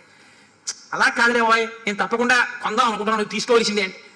అలా కాదు, కానీ నేను ఒకటి కొనుక్కుందాం అనుకున్నాను, అప్పుడు మిమ్మల్ని అడుగుతాను, అప్పుడు కొందరు కానీ ఇప్పుడు ఊరుకోండి అంటే ఆయన ఏమంటాడు, ఏదో ఉందిలో మనసులో ఎప్పుడు అడుగుతున్నా అప్పుడు కొందాం లేని ఊరుకున్నాడు. ఇల్లు ఫినిషింగ్కి వచ్చిన తర్వాత చేతిలో ఏమీ లేనప్పుడు వడ్డానం కొంటాన్నారు, 1,00,000 రూపాయలు ఇవ్వండి అంటే ఆయన పరిస్థితి ఎలా ఉంటుందో దశరథుడి పరిస్థితి అలాగే వచ్చింది. అంటే నీ స్వానుభవంతో చెప్తున్నావా అనుకోకండి, నేను ఉదాహరణ చెప్పానంతే. నన్నేమయ్యా నా భార్య అలా అడగలేదు మా ప్రభు కదా. అందుకని ఇప్పుడు ఆవిడంది 2 వరాలు ఇచ్చాడు కదా దశరథుడు, నువ్వు మర్చిపోయావేమో, నాకు జ్ఞాపకం ఉంది. రామాభిషేక సంభారాత్ నిగృహ్య వినివర్తయ తౌ వరౌ యాచ భక్తానం భరతస్యాభిషేచనం ప్రవ్రాజనం తు రామస్య త్వం వర్షాణి 14 హి వర్షాణి రామే ప్రవ్రాజితే వనం ప్రజాభావగత స్నేహ స్థిర పుత్రో భవిష్యతి. ఇప్పుడు నువ్వు నీ భర్తని నిగ్రహించు, గట్టి పట్టు 2 వరాలు ఇమ్మను. ఏమిటంటాడు, అభిషేకము కొరకు సంభావనలు తెప్పించావు కదా, రాముడికి యవరాజ్య పట్టాభిషేకం చేస్తానని, అవే పదార్థములతో భరతుడికి చేసి, అంటే ఆలస్యం వీల్లేదు, ఇంకా చేసేయాలంతే భరతుడికి. మరి రాముడు 14 ఏళ్ళు నారచీరలు కట్టుకుని మృగచర్మం కట్టుకుని ఆయన జటాజూటంతో 14 సంవత్సరంలో అరణ్యవాసానికి వెళ్ళిపోవాలని కోరుకో. భరతుడికి పట్టాభిషేకం అయితే చాలుగా, రాముడు ఎందుకు వెళ్ళిపోవాలంటావేమో. రాముడు 14 ఏళ్ళు అడవులు పట్టి వెళ్ళిపోతే రాముణ్ణి ప్రజలు మర్చిపోతారు. భరతుడు మిత్రుల్ని పెంచుకుంటాడు, బాగా ఊంచుకుంటాడు. దెబ్బకు దెబ్బ ఇదే, రాజు చేసిన కుట్రకి ప్రతి కుట్ర ఇదే. ఇప్పుడు భరతుడు బాగా వేళ్ళు ఉంచుకున్న తర్వాత రాముడు తిరిగి వస్తాడు. కానీ అప్పటికి అందరికీ భరతుడి మీద ప్రీతి ఉంటుంది, ఇంకా రాముడు ఏం చేయలేడు. అలా నువ్వు రాజ్యాన్ని భరతుడికి ఇప్పించు. కాబట్టి భరతుడికి రక్షణ కలగాలంటే ఇదొక్కటే మార్గం. ఇప్పుడు ఎలా ఉందో తెలుసా అండి? దైతాత్వం సదా భర్తో అత్రమే నాస్తి సంశయ తత్కృతే స మహారాజో విషేదపి హుతాశనం. నీ భర్తకి నువ్వంటే ఎంత ప్రేమో తెలుసా? నీ కోసం అగ్నిలో దూకమంటే దూకేస్తాడు. మరి ఇందాక ఏమంది? లాగి లెంపకాయ కొట్టి ఇందాక ఏమన్నావు ఇప్పుడేమంటున్నావు అని కైక అనుంటే రామకథ ఇంకోలా ఉండేది. చెప్పుడు మాటలు అసూయాగ్రస్తమైన వాళ్ళు చెప్పడం ఒకెత్తైతే దానివల్ల ప్రమాదం ఎప్పుడు వస్తుందంటే వినేవాళ్ళు కూడా ఉంటే. ఇదొక్కటే దానికి పరిమితి, బాగా గుర్తుపెట్టుకోండి. అసూయ ఉన్నవాడు ఎప్పుడు ఏమి చేయలేడో తెలుసా అండి? వినేవాడు లేకపోతే. వినేవాడు దొరికాడు అనుకోండి ప్రమాదమే. అగ్గిపుల్లా బాంబు దూరంగా ఉన్నంతసేపు ఏం పర్వాలేదు, కలిస్తేనే ప్రమాదం. అసూయాగ్రస్తమైన వాడు ఆ మాటలు వినేవాడు కానీ కలిశారో ప్రమాదం వచ్చేసిందని లెక్కే. కాబట్టి ఒకటి అసూయ ఉండకుండా చూసుకోవాలి, రెండు అసూయాగ్రస్తమైన మాటలు వినకుండా ఉండడం నేర్చుకోవాలి, వాటిని లోపలికి చేరనివ్వకూడదు. కాబట్టి ఇది ఇక్కడ కైకమ్మ దెబ్బతింది. రామాయణం మన జీవితానికి ఒక పథాన్ని నేర్పుతుందండి, దిద్దుబాటు చేస్తుంటుంది రామాయణం. మీరు ఆ కోణంలో రామాయణాన్ని పరిశీలన చేయకుండా పాత్రల్ని పరిశీలన చేయడం మొదలుపెట్టారనుకోండి, ఏంటి దానివల్ల ఏంటి ప్రయోజనం మీరు పొందేది? అప్పుడు ఏమవుతుందంటే జరిగిపోయిన కథ మీద మీరు విచారణకు కూర్చున్నట్టు అవుతుంది. ఇప్పుడు మీరు ఏ తీర్పు చెప్పినా దానివల్ల ఉపయోగం ఏమి నాకు చెప్పండి. అది వేదోప బ్రహ్మణం. మీకేం పనికొస్తోంది శ్రీరామాయణం? మీరు శ్రీరామాయణాన్ని చదివి మీరు ఏం చేద్దాం అనుకుంటున్నారు? మీరు ఏం ఉంచుకుందాం అనుకుంటున్నారు? ఏం వదిలేద్దాం అనుకుంటున్నారు? ఇందులో మీకు ఒక స్పష్టత ఉంటే మనుష్య జన్మని దిద్దుబాటు చేసుకోవడానికి రామాయణం అక్కడ ఉపకరిస్తుంది. అక్కడ ఉపకరించాలంటే మీరు ఆ కోణంలో చూడవలసి ఉంటుంది. నేను అందుకే మీకు మనవి చేసింది, రామాయణం మధురమైనటువంటి కథ. ఆ కథని కథగా చదువుతూ మిమ్మల్ని మీరు దిద్దుకోగలిగితే చాలు. రామాయణం అద్దం, మీరు బింబం. బాగా గుర్తుపెట్టుకోండి. నేను అద్దం ముందుకు వెళ్ళి నించున్నాను అనుకోండి, బొట్టు అడ్డంగా పెట్టుకున్నాను, నిలువుగా సరిగ్గా పెట్టుకోలేదు, గుండ్రంగా వేలు ఇలా తగిలింది, బొట్టు ఇలా వచ్చింది, సరిగ్గా రాలేదు అనుకున్నాను అనుకోండి. ఇప్పుడు నేను ప్రతిబింబంలో ఉన్న బొట్టుని దిద్దడం మొదలుపెట్టాను అనుకోండి, బింబం మీద ఉన్న బొట్టు మారుతుందా? బింబాన్ని దిద్దాను అనుకోండి, అంటే నా లలాటమనందున్న తిలకాన్ని దిద్దాను అనుకోండి, ప్రతిబింబం ఏమవుతుంది? దిద్దబడుతుంది. రామాయణం అనే అర్థంలో మీరు ఎదురుగా నిలబడి చూసుకుని ఇప్పుడు నా యందు ఏ దోషం కనపడుతోంది, అంత ప్రమాదం నా వల్ల రాకుండా నేను అలా బరువు కాకుండా ఉండాలంటే ఏం చేయాలి? మీరు దిద్దుకోవాలి. మీరు దిద్దుకుంటే మీరు సమాజానికి పనికొస్తారు. అందుకే రామాయణం మనుష్య జాతిని ఉద్ధరించుట కొరకు ఎల్లకాలముల యందు చెప్పబడవలసిందే. ఎందుకంటే మంచి నేర్చుకోవడానికి శిక్షణ కావాలి, కానీ చెడు నేర్చుకోవడానికి శిక్షణ అక్కర్లేదు. అది తనంత తాను లోపలికి వచ్చేస్తూ ఉంటుంది. దాన్ని ఆపడానికి ప్రయత్నం చేస్తూ ఉండాలి. కాబట్టి నీ మాట విని అగ్నిలో దూకేటటువంటి లక్షణం ఉన్నవాడు నీ భర్త. నువ్వు కోపగృహంలోకి ప్రవేశించు, మలినమైన చీర కట్టుకో, విలువైన ఆభరణములన్నింటినీ కూడా చిమ్మివి, అంటే విడిచిపెట్టేసి నేల మీద పడు, జుత్తు విరబోసుకో, ఏడుస్తూ పడుకో. నీ భర్త వచ్చి చాలా కలత చెందుతాడు. కలత చెంది దగ్గర కూర్చుని నిన్ను లాలించే ప్రయత్నం చేస్తాడు. నీకేం కావాలంటాడు? బంగారం ఇస్తానంటాడు, భూమి ఇస్తానంటాడు, రత్నాలు ఇస్తానంటాడు. వ్యామోహ పడకు. దేనికి వ్యామోహ పడద్దు అందో తెలుసా అండి మందర? మీరు జాగ్రత్తగా గుర్తుపట్టాలి. రత్నాలకి బంగారానికి కాదు, భర్త లాలింపుకు లొంగవద్దని చెప్పింది. ఇంతకన్నా దారుణమైన మాట ఇంకోటి ఉంటుందండి లోకంలో? నిజంగా ఒకవేళ దోషమే జరిగిన ఇద్దరి మధ్యలో వారు ఉభయులు ఒకరినొకరు లాలించుకుని మళ్ళీ కలిసి ఉండేటటువంటి స్థితిలో మీరు అగ్నిహోత్రం పెట్టకూడదు. వాళ్ళిద్దరూ కలిసి ఉండేటట్టు చూడాలి. ఈవిడ ఉద్దేశం ఏంటంటే బంగారం ఇస్తానంటే లొంగకు, రత్నాలు ఇస్తానంటే లొంగకు, భూమిని ఇస్తానంటే లొంగకు. అంటే దాని ఉద్దేశ్యం ఏంటంటే నువ్వు అవన్నీ పుచ్చుకోవద్దు అంటే మందస్వభావే బుద్ధస్వ సౌభాగ్య బలమాత్మన. నువ్వు కాని వీటికి లొంగావో అసలు ప్రయోజనం రాదు. అంటే ఆవిడ కౌసల్య ఏడవాలి, రాముడు వెళ్ళిపోవాలి. ఎందుకు? దానికి ఇదేం లేదు, ఇంకొకరి యొక్క ఉన్నతిని చూసి ఓర్చలేకపోవుట అన్న తన లక్షణం వల్ల ఆ ప్రమాదం రావాలంటే. అది దేవకార్యం అండి, మందర తప్పెలాగా అని మీరు రామాయణంలో ఉన్నటువంటి ఘట్టాన్ని సమర్థించే ప్రయత్నం చేయకండి. ఆ లక్షణము వలన ఉత్పన్నమయ్యే ప్రమాదాన్ని గుర్తించి దిద్దుకునే ప్రయత్నం మనం చేయవలసి ఉంటుంది కదా. కాబట్టి మణిముక్తం సువర్ణాని రత్నాని వివిధాని చ దద్యాత్ దశరథో రాజా మాస్మతేషు మనఃకృత. ఏదిచ్చినా ఒప్పుకోవద్దు, మంకు పట్టు. బాగా జ్ఞాపకం పెట్టుకోసమా? కొడుక్కి రాజ్యం కొడుక్కి రాజ్యం కొడుక్కి రాజ్యం అని గుర్తు పెట్టుకోవడంలో భరతుడికి రాజ్యం అని అడుగు వదిలేస్తాము. భరతుడి రాజ్యం నిలబడదు రాముడు పక్కన ఉంటే. రాముడు అరణ్యానికి వెళ్ళిపోవడాన్ని నువ్వు గట్టిగా పట్టుపట్టి అడగాలి. రాముడు అడవికి వెళ్ళిపోతేనే భరతుడికి రాజ్యం సుస్థిరం. అంటే భరతుడికి రాజ్యం ఇప్పించడం మందరకి అనుషంగికం. మందర ప్రధాన ప్రయోజనం రాముడు అడవికి వెళ్ళిపోవడం. ఇది దేవతా కార్యం. మందర వైపు నుంచి అసూయకి ఫలితం, అదొక అర్థం లేని తృప్తి. కైకమ్మకి చెప్పుడు మాటలకి లొంగింది కాబట్టి అధర్మంగా తన కొడుక్కి రాజ్యం సంపాదించుకోవడం. దీని ఉపద్రవం ఎలా ఉంటుంది అన్నది ఇప్పుడు పట్టే పట్టుదల యొక్క ప్రయత్నం ఎంత దూరం పెడుతుందో, ఎంత ప్రమాదకరంగా ఉంటుందో మందర చూసి ఉంటే లోపల ఆ మందర మనసు కూడా నిజంగా కరిగిపోతుందని నేను అనుకోను. అసూయ ఉన్న వాళ్ళకి అలా ఉండదు, అది అవగుణం. కాబట్టి ఇప్పుడు ఈ మాటలు చెప్పింది అని 14 ఏళ్ళు రాముడు వెళ్ళిపోవాలన్నది బాగా గుర్తుపెట్టుకుని అడుగు. ఎందుకో తెలుసా? 14 ఏళ్ళు తర్వాత రాముడు వస్తే అప్పుడైనా రాముడు రాముడేగా. రాముడు వచ్చాడని ప్రజలు గుర్తుపెట్టుకుని మళ్ళీ రాముడిని ఆదరించారా అనుకుంటున్నావేమో. ఏవం ప్రవ్రాజితశ్చైవ రామో అరామో భవిష్యతి భరతశ్చ హతామిత్ర తవ రాజా భవిష్యతి. ఈలోగా భరతుడు తన యొక్క శత్రువుల్ని చంపేస్తాడు. రాముడు 14 ఏళ్ళు అరణ్యాల్లో జంతువుల దగ్గర ఆకలితోటి కందమూలాలు తిని ఆ కష్టాలు పడి అసలు ప్రజలతో రంజకత్వంగా ప్రవర్తించడం, ధర్మంతో ఉండడం ఇవన్నీ పోతాయి. పోయి అడవిల్లో తిరిగి వస్తాడు. రాముడు అరాముడైపోతాడు. రాముడు అంటే రమింపచేసేవాడు. రమింపచేసే రాముడు రమింపచేయగలిగిన రాముడి కాడు. కాబట్టి అప్పుడు ఆ రాముడు ఏమీ చేయలేడు. కాబట్టి రాముడిని నిస్సారం చేద్దాం ఇలాగా. ఎందుకది? ఏమిటి దానివల్ల ప్రయోజనం? రాముడు అని లోకం ఏడిస్తే రాముడు రాముడుగా ఉండకూడదు, అరాముడు కావాలని కోరుకున్న ఏకైక వ్యక్తి రామాయణంలో మందర. ఇది ఎక్కడి లక్షణమో తెలుసా అంటే, ఒక ఆయన చాలా వృద్ధిలోకి వచ్చి నియమబద్ధమైన జీవితం గడుపుతుంటే ఆయన ఎప్పుడు పాడైపోతాడు, ఆయనకి ఎప్పుడు అపకీర్తి వస్తుందని నిష్కారణంగా ఏడిచేవాడు ఎలా ఉంటారో అలాంటి వాడి ప్రవర్తనలో ఉంటారు. అది కేవలం అసూయ వల్ల జనితం కదా. రామాయణం అద్భుత కావ్యం అండి, అద్భుత కావ్యం నిజంగా. కాబట్టి ఈ మాటలు చెప్తే ఆ కైకమ్మ ఎంత సంతోషపడిపోయిందంటే నిజంగా కుబ్జని చూసింది. సంతి దుస్సంస్థిత కుబ్జ వక్రాహ పరమదారుణాహ త్వం పద్మ వివవాతేన సన్నతా ప్రియదర్శన. ఉసే కుబ్జ, లోకంలో నేను ఎంతమంది కుబ్జల్ని చూశానే అంటే గూని వాళ్ళని చాలా అసహ్యంగా ఉంటారు.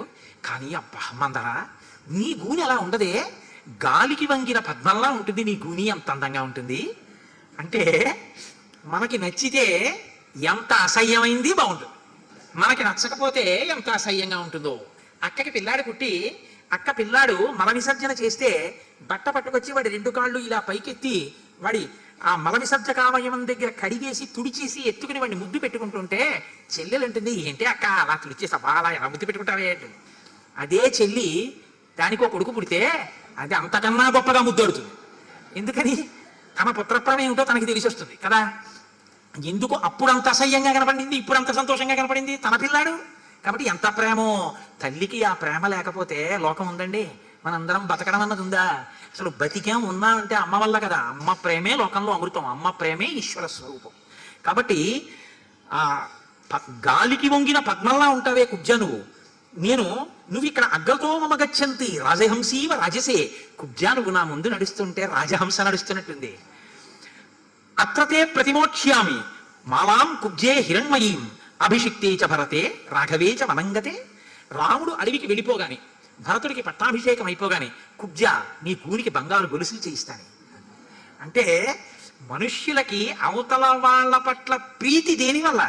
ధర్మం వల్ల కాదు. అవతల వాళ్ళు తనకి ఉపకారం చేస్తున్నాడు అనుకుని ప్రీతిగా ఉండడం నేర్చుకుంటే ఇలాగే ఉంటుంది జీవితం. అవతల వారి ధర్మం వలన వారిని శ్లాఘించడం, ఏమి మహాపురుషులండి అని నువ్వు అనగలగడం నీకు అలవాటైతే నీ జీవితం ఇంకోలా ఉంటుంది. కాబట్టి ఇప్పుడు ఈ మాటలని కైకమ్మ కోపగృహానికి వెళ్ళి, ఆ రోజుల్లో బహుశా ఇలా భార్య కోపంగా ఉందని తెలుసుకోవడానికి మళ్ళీ ఒక గది ఉండేదిలా ఉంది కాబట్టి కోపాగృహము అని కోపంగా ఉంది కాబట్టి ఆ గదిలోకి వెళ్ళిపోయింది. అందులో వెలుతురు గట్రా ఏమి ఉండవు, చీకటి. దీపాలన్నీ తీసేసి ఆ చీకట్లో ఆభరణాలన్నీ తీసేసి చిమ్మేసి ఒక మలినమైనటువంటి వస్త్రాన్ని కట్టుకుని జుట్టు విరబోసుకుని వాల్మీకి మహర్షి భాషలో అయితే కిన్నెర పడుకున్నట్టు పడుకుంది. నేల మీద పడుంది. పెద్ద ఆయనకి ఏం తెలుసు పాపం, 60,000 సంవత్సరాల వృద్ధుడు, మంచి శుభవార్త సంతోషంలో ఉన్నాడు. చాలా గొప్ప కామము ప్రబలి ఉన్నాడు కైకమ్మ పట్ల. అందుకని పరమ ప్రీతితో కామోద్రేకంతో కైకమ్మ ఉన్నటువంటి అంతఃపురంలోకి ప్రవేశించాడు. ప్రవేశించి ఏమిటి ఎక్కడా కైకమ్మ కనపడదు. పెళ్ళయిన పర్యంతం ఇప్పటి వరకు నేను వచ్చేటప్పటికి కైక లేకపోవడం అన్నది లేదు. ఇదే మొదలు కైక లేకపోవడం. ఆశ్చర్యపోయి అక్కడ ఆంతరంగిక పరివారాన్ని అడిగాడు. అక్కడ ఉండేటటువంటి పరిచారికల్ని మనది కైకమ్మ ఏది అని అడిగాడు. కోపగృహంలో ఉంది అన్నారు. కోపగృహంలో ఉంది అంటే 3వ నెంబర్ ప్రమాద పతాకమే కదా. ఏదో కోపం వచ్చింది ఆవిడికి, అందుకని తడబడ్డాడు. దేనికి కోపం ఎందుకు వచ్చింది? ఆవిడికి కోపం రావడం అంటే ఈయన తట్టుకోలేడు. అంటే ఈయన మనస్సు ఆమె వలన ఆనందాన్ని పొందుతుంది, అది సంతోషం. ఏదైనా ఒకటి వచ్చిందనుకోండి ముందెళ్ళి మా ఆవిడికి చెప్పాలని అంటాడు ఒక ఆయన. ఎందుకంటే తప్పేం కాదండి, సంతోషించాలి. తన భార్య యందు కామము, తన భార్య యందు ప్రేమ ఎప్పుడూ మనం దాన్ని విమర్శించవలసిన అవసరం లేదు. అది ధర్మపత్రం. భార్య యందు ప్రీతి ఉండడం పరమ ధార్మికమైనటువంటి లక్షణం. కాబట్టి ఇప్పుడు ఆవిడికి చెప్పి సంతోషించాలని ఆయన వచ్చాడు. ఆవిడ కనపడలేదు. కనపడకపోతే ఆయన అడిగాడు, ఏది కైకమ్మ మీద అడిగాడు. కోపాగృహంలో ఉందంటే వెళ్ళాడు. పాపం వెళ్ళేటప్పటికీ ఆవిడ చాలా దారుణమైనటువంటి స్థితిలో నేల మీద పడుకుని ఉంది. ఆ నేల మీద పడుకుని ఉన్నటువంటి కైకమ్మ దగ్గరికి వెళ్ళి కూర్చుని, కైక నీకేం కావాలి? ఓహో, రామాయణం అంటే వాటి సందడి అలా ఉంటుంది కదా. కైకమ్మ ఏమి నేల మీద పడుకుని ఉందని చాలా క్షుభితమైనటువంటి అంతరంగంతో మహానుభావుడు ఆ కైకమ్మ దగ్గరికి వెళ్ళి కూర్చుని అంటున్నాడు, అయ్యా వాటి జోలికి వెళ్ళకండి. ఎందుకంటే అసలు చీకటి పడిన తర్వాత ఎక్కువగా తిరగవు. చీకటి మనం హనుమకి ఆసనం వేశాం, నీకెందుకయ్యా నువ్వు రామాయణం వెనక? అదేం చేస్తుంది? దాని మానాన్ని అది అది ఎందుకు ఎవరిని ఏం చేస్తుంది? దానికి ఎవరి మీద కోపం, దాని గొడవ కాదు. కాబట్టి చీకటి పడిన తర్వాత అసలు తిరగవు. అవి చీకటి పడిన తర్వాత రామాయణ ప్రాంగణంలోకి వచ్చాయి అంటే మనం దానికి ఒక నమస్కారం చేసి విడిచిపెట్టాలి. కాబట్టి ఇహమామామృతాం కుబ్జే నృపయా వేదయిష్యసి వనంతు రాఘవే ప్రాప్తే భరత ప్రాప్యతి క్షితిం. ఆవిడ ఎంత పట్టుదల పట్టి ఉందంటే ఆ కోపాగృహానికి వెళ్లే ముందే మందరతో చెప్పింది, నేనంటూ కోపగృహంలోంచి బయటికి వస్తే రాముడు అరణ్యవాసానికి వెళ్ళిపోయాడు, భరతుడికి అభిషేకం అయిందని గుర్తు. నా కోరిక తీరకపోతే నా శవం బయటికి వచ్చి నేను చనిపోయానన్న వార్త చెప్పడానికి మందరా నువ్వు దశరథుడి దగ్గరికి వెళ్ళవలసి ఉంటుంది. ఇప్పుడంటే ఎంత పట్టుదలకి వెళ్ళాలో అంత పట్టుదలకి కైకమ్మ వెళ్ళిపోయింది. ఆ స్థితిని కల్పించేసింది. పాపం ఆయనకేం తెలుసు, లోపలికి వెళ్ళాడు, బతిమాలాడు. రథచక్రం ఎంత దూరం తిరుగుతుందో అంత రాజ్యం నా వశంలో ఉంది కైక, నీకేం కావాలి? భూమి కావాలా? ధనం కావాలా? ఏం కావాలి చెప్పు. ఒకవేళ ఎవరైనా పొరపాటు చేశారా చెప్పు, శిక్షిస్తాను. నీకేమైనా అనారోగ్యంగా ఉందా చెప్పు, రాజవైద్యులు ఉన్నారు, ఆ ప్రముఖ వైద్యుల్ని పిలిపిస్తాను. తప్ప నువ్వు ఇలా నా యందు విముఖంగా ఉండకు, నేను తట్టుకోలేను, నాకు చాలా బాధ కలుగుతుంది. నీకు తెలుసు నువ్వంటే నేను చాలా అనురక్తి ఉన్నవాడిని, కాబట్టి నువ్వు నా యందు ప్రీతి వహించు అని ఆయన వంగి ఒడిలోకి ఆ భార్య యొక్క తల పెట్టుకుని ఎంతో లాలించాడు. బాగా లొంగి ఉన్నాడు, కామాతురతతో ఉన్నాడు. ఇప్పుడే పిడుగులాంటి వార్త చెప్పాలి అనుకున్నాడు. అనుకున్నది, నేను నిన్ను ఇతపూర్వం 2 వరములు అడగమని అడిగితే అడగకుండా తర్వాత అడుగుతాను అని నీకు మాటిచ్చున్నాను. ఇప్పుడు ఆ వరాలు 2 అడగాలనుకుంటున్నాను. ఆ 2 వరాలు నువ్వు నాకు ఇస్తావా అని అడిగాడు. ఆయన అన్నాడు, తప్పకుండా ఇస్తాను, ఏం కావాలో కోరుకో, ఇస్తానని ఒట్టు పెట్టు అడుగుతాను. ఆయన ఆశ్చర్యపోయాడు, ఒట్టు పెట్టడం ఎందుకు కైకాదానికి? సరే నువ్వు అన్నావు కాబట్టి ఒట్టు పెడుతున్నాను. నా మీద ఒట్టు పెట్టుకోవడం కాదు, ఒట్టు పెట్టడం అంటే తనకి ఏది అత్యంత ప్రీతిపాత్రమో దాని మీద ఒట్టు పెట్టాలి. అంటే ఇది జరగకపోతే అది నశించిపోతుంది, అంత ఒట్టు పెడుతున్నాను అన్నాడు. తేనాజయ్యేన ముఖేన రఘవేణ మహాత్మన శిపేతే జీవనార్హేణ బ్రూహియన్ మనసేచ్ఛసి యం ముహూర్తమ అపశ్యస్తు నజీవేయం అహం ధ్రువం తేన రామేణ కైకేయి శపేతే వచనక్రియాం. అజేయుడై ఈ భూభారమునంతటినీ వహించగలిగినటువంటి సమర్థుడైనటువంటి రాముడి మీద నాకు ఎంత ప్రీతి ఉందో నీకు తెలుసు. ఆ రాముణ్ణి చూడకుండా దశరథ బ్రతుకు అంటే ఒక్క క్షణం నేను బ్రతకలేను కైక. అలాంటి నా రాముడి మీద ఒట్టు పెట్టి చెప్తున్నాను, నువ్వు అడిగిన వరాలు ఇస్తానన్నాడు. ఏ మాట తానన్నాడో ఇప్పుడు ఆ ఉపద్రవమే ఆయనకి రాబోతోంది. ఆవిడంది, నువ్వు నాకు వరమిస్తాను అని చేసినటువంటి ప్రతిజ్ఞ కోపగృహంలో చేశావు, ఎవ్వరూ లేరు కాబట్టి రాజు తలుచుకుంటే ఏముందండి, ఆవిడని అలాగే నిర్బంధించి, నేను అసలు కైక దగ్గరికి వెళ్ళలేదు, నన్నేం అడగలేదే అని వెళ్ళి యవరాజు పట్టాభిషేకం చేసేస్తే, నువ్వు ధర్మం తప్పిపోయావని ఇచ్చిన మాట నిలబెట్టుకోవడం లేదనడానికి కొందరు సాక్షులు ఉన్నారని గుర్తుపెట్టుకో. ఇక్కడ ఎవరు లేరు అనుకుంటున్నామేమో. ఇప్పుడు నేను అడిగితే ఒకవేళ నన్ను నువ్వు ఇక్కడే విడిచిపెట్టి నిర్బంధించి వెళ్ళి నీ పని చేసుకోవచ్చు అనుకుంటున్నావేమో. కొందరు సాక్షులు ఉన్నారు. నువ్వు నాకు వరాలు ఇచ్చి తీరుస్తానని శపథం చేశావు, రాముడి మీద ఒట్టు పెట్టావనడానికి సాక్షులు ఎవరో తెలుసా? చంద్రాదిత్యౌ నభశ్చైవ గ్రహారాత్రిహనీదిశ జగచ్చ పృథివీచేయం సగంధర్వాస రాక్షసాః నిశాచరాణి భూతాని గృహేషు గృహదేవతాః యాని చాన్యాని భూతాని జానీయుః భాషితం తవ సత్యసంధో మహాతేజ ధర్మజ్ఞస్సు సమాహితః వరం మమ దదాత్యేష తన్మే శృణ్వంతు దేవతాః. నీవు నాకిచ్చినటువంటి వరాన్ని చంద్రుడు, సూర్యుడు, ఆకాశము, భూమి, దిగ్దేవతలు, మన అంతఃపురంలో ఆరాధన పొందుతున్నటువంటి దేవతలు, గృహంలో నివసించేటటువంటి దేవతలు, రాక్షసులు, రాత్రివేళ తిరిగేటటువంటి అసురులు, వీళ్ళందరూ సాక్షి. నువ్వు మాట ఇచ్చావు, నేను వరం అడుగుతున్నాను. కాబట్టి రాజా నువ్వు మాట తప్పకూడదు. నాకిప్పుడు ఆ మాట తీర్చాలి. 2 వరాలు అడుగుతున్నాను. అభిషేక సమారంభో రాఘవస్యోపకల్పిత అనేనైవాభిషేకేనా భరతో మిభిషిచ్యతాం యో ద్వితీయో వరో దేవ దత్త ప్రీతేన మేత్వయ తదా దైవాసురే యుద్ధే తస్య కాలోయమాగత నవపంచచ వర్షాణి దండకారణ్యమాశ్రిత చీరాజన జటాధారి రామో భవతు తాపసః. నాకిస్తానున్న 2 వరాల్లో మొదటి వరం రామచంద్రమూర్తిని యవ్వరాజ్య పట్టాభిషేకంలో కూర్చోపెట్టడానికి, రాముడికి పట్టాభిషేకం చెయ్యడం కోసమని నువ్వు ఏ అభిషేక సంభారములను తెప్పించి సిద్ధం చేశావో వాటితోటే భరతుడికి యవ్వరాజ్య పట్టాభిషేకం చెయ్యాలి. నవపంచచ వర్షాణి అడిగేటప్పుడు చతుర్దశ వర్షాణి అనలేదు ఆవిడ, 14 ఏళ్ళు అనలేదు. నవపంచ 5 9 5 అంది. దేవతలు ఆవిడ నాలుక మీద అలా అనిపించారు. కారణం ఏమిటంటే ఆ యుగంలో 14 ఏళ్ళు రాజ్యానికి దూరంగా ఉంటే ధర్మజ్ఞుడైన రాముడు వెనక్కి వచ్చి ఇంకా పట్టం కట్టుకోడు. కాబట్టి 14 అయినా 9 5గా వెళ్ళినట్టు లెక్క. కాబట్టి నవపంచచ అనిపించారు. అందుకే మందర చతుర్దశ అన్న ఇవిడ నవపంచచ అంది. నవపంచచ వర్షాణి దండకారణ్యమాశ్రిత 14 సంవత్సరాలు రాముడు అరణ్యంలో ఉండాలి. ఎలా ఉండాలి? చీరాజిన జటాధారి, ఆయన నారచీర కట్టుకోవాలి, అజినము కట్టుకోవాలి, జింక చర్మం, జటాధారి జుట్టంతా కూడా జిల్లేడు పాలు పోసుకుని జటలు కట్టేసుకోవాలి. సంస్కారం ఉండకూడదు జుట్టుకి. రామో భవతు తాపసః, రాముడు తపస్సు చేసే వాళ్ళు ఎలా ఉంటారో అలా ఉండాలి. ఈ 2 నవరాలు ఇవి విన్నట్ట సంజ్ఞ కోల్పోయాడు అన్నాడు.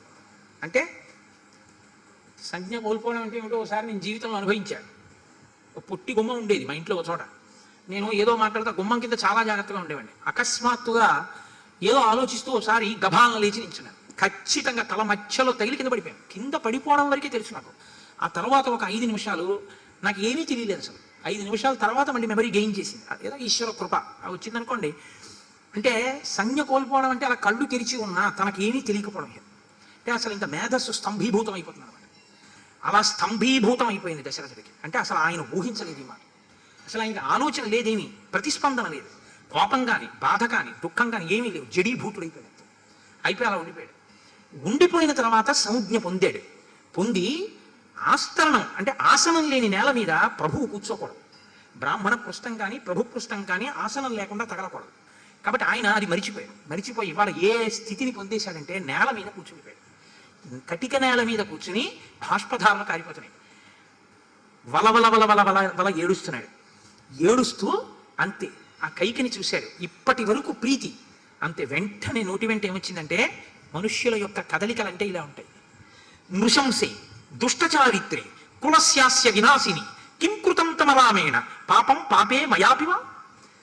ఇక్కడ కొంచెం దశరథుడు మాట ఇచ్చి ఉన్నాడు. నిజంగా అసలు దశరథుడేగా ఇది చెయ్యాలి. అంటే ఇప్పుడు దశరథుడి యొక్క పుత్ర వ్యామోహం అటువంటిది. రాముడి మీద ఆయనకున్న ప్రేమ అటువంటిది. నృశంసే ఓసి క్రూరాల దుష్టురాల, కులాన్ని నాశనం చేయడానికి వంశాన్ని నాశనం చేయడానికి వచ్చిన దాన ఏ పాపం చేశాడు రాముడిని ఇంత ఘోరమైన కోరిక కోరారే అన్నాడు. అంటే ఆయన మనసు మీద దెబ్బ కొట్టింది ఏదంటే రాముడు అరణ్యానికి వెళ్ళిపోవాలన్నమాట. మందర ఏ పట్టు పట్టిందో అది దశరథుడి గుండెల మీద తగిలింది. కాబట్టి యదాతే జననీ తుల్యాం వృత్తిం వహతి రాఘవ తస్యైవత్వం అనర్థాయ కిం నిమిత్త విహోద్యత. రాముడు నిన్నెప్పుడు తల్లిగానే చూశాడు. అసలు నిన్నొక పినతల్లిగా రాముడు భావించలేదు. తల్లి బతికున్నంత కాలం చచ్చిపోయేటప్పుడు కూడా కొడుకు అభ్యున్నతే కోరుతుంది. అందుకే కట్టుకున్నవాడు తల కొరివి పెట్టినా ఉపశాంతి ఉండదు. ఆ కట్టుకున్నవాడి వల్ల పుట్టిన కొడుకు కొరివి పెడితే ప్రశాంతంగా కాలిపోతుంది ఆ కట్టే.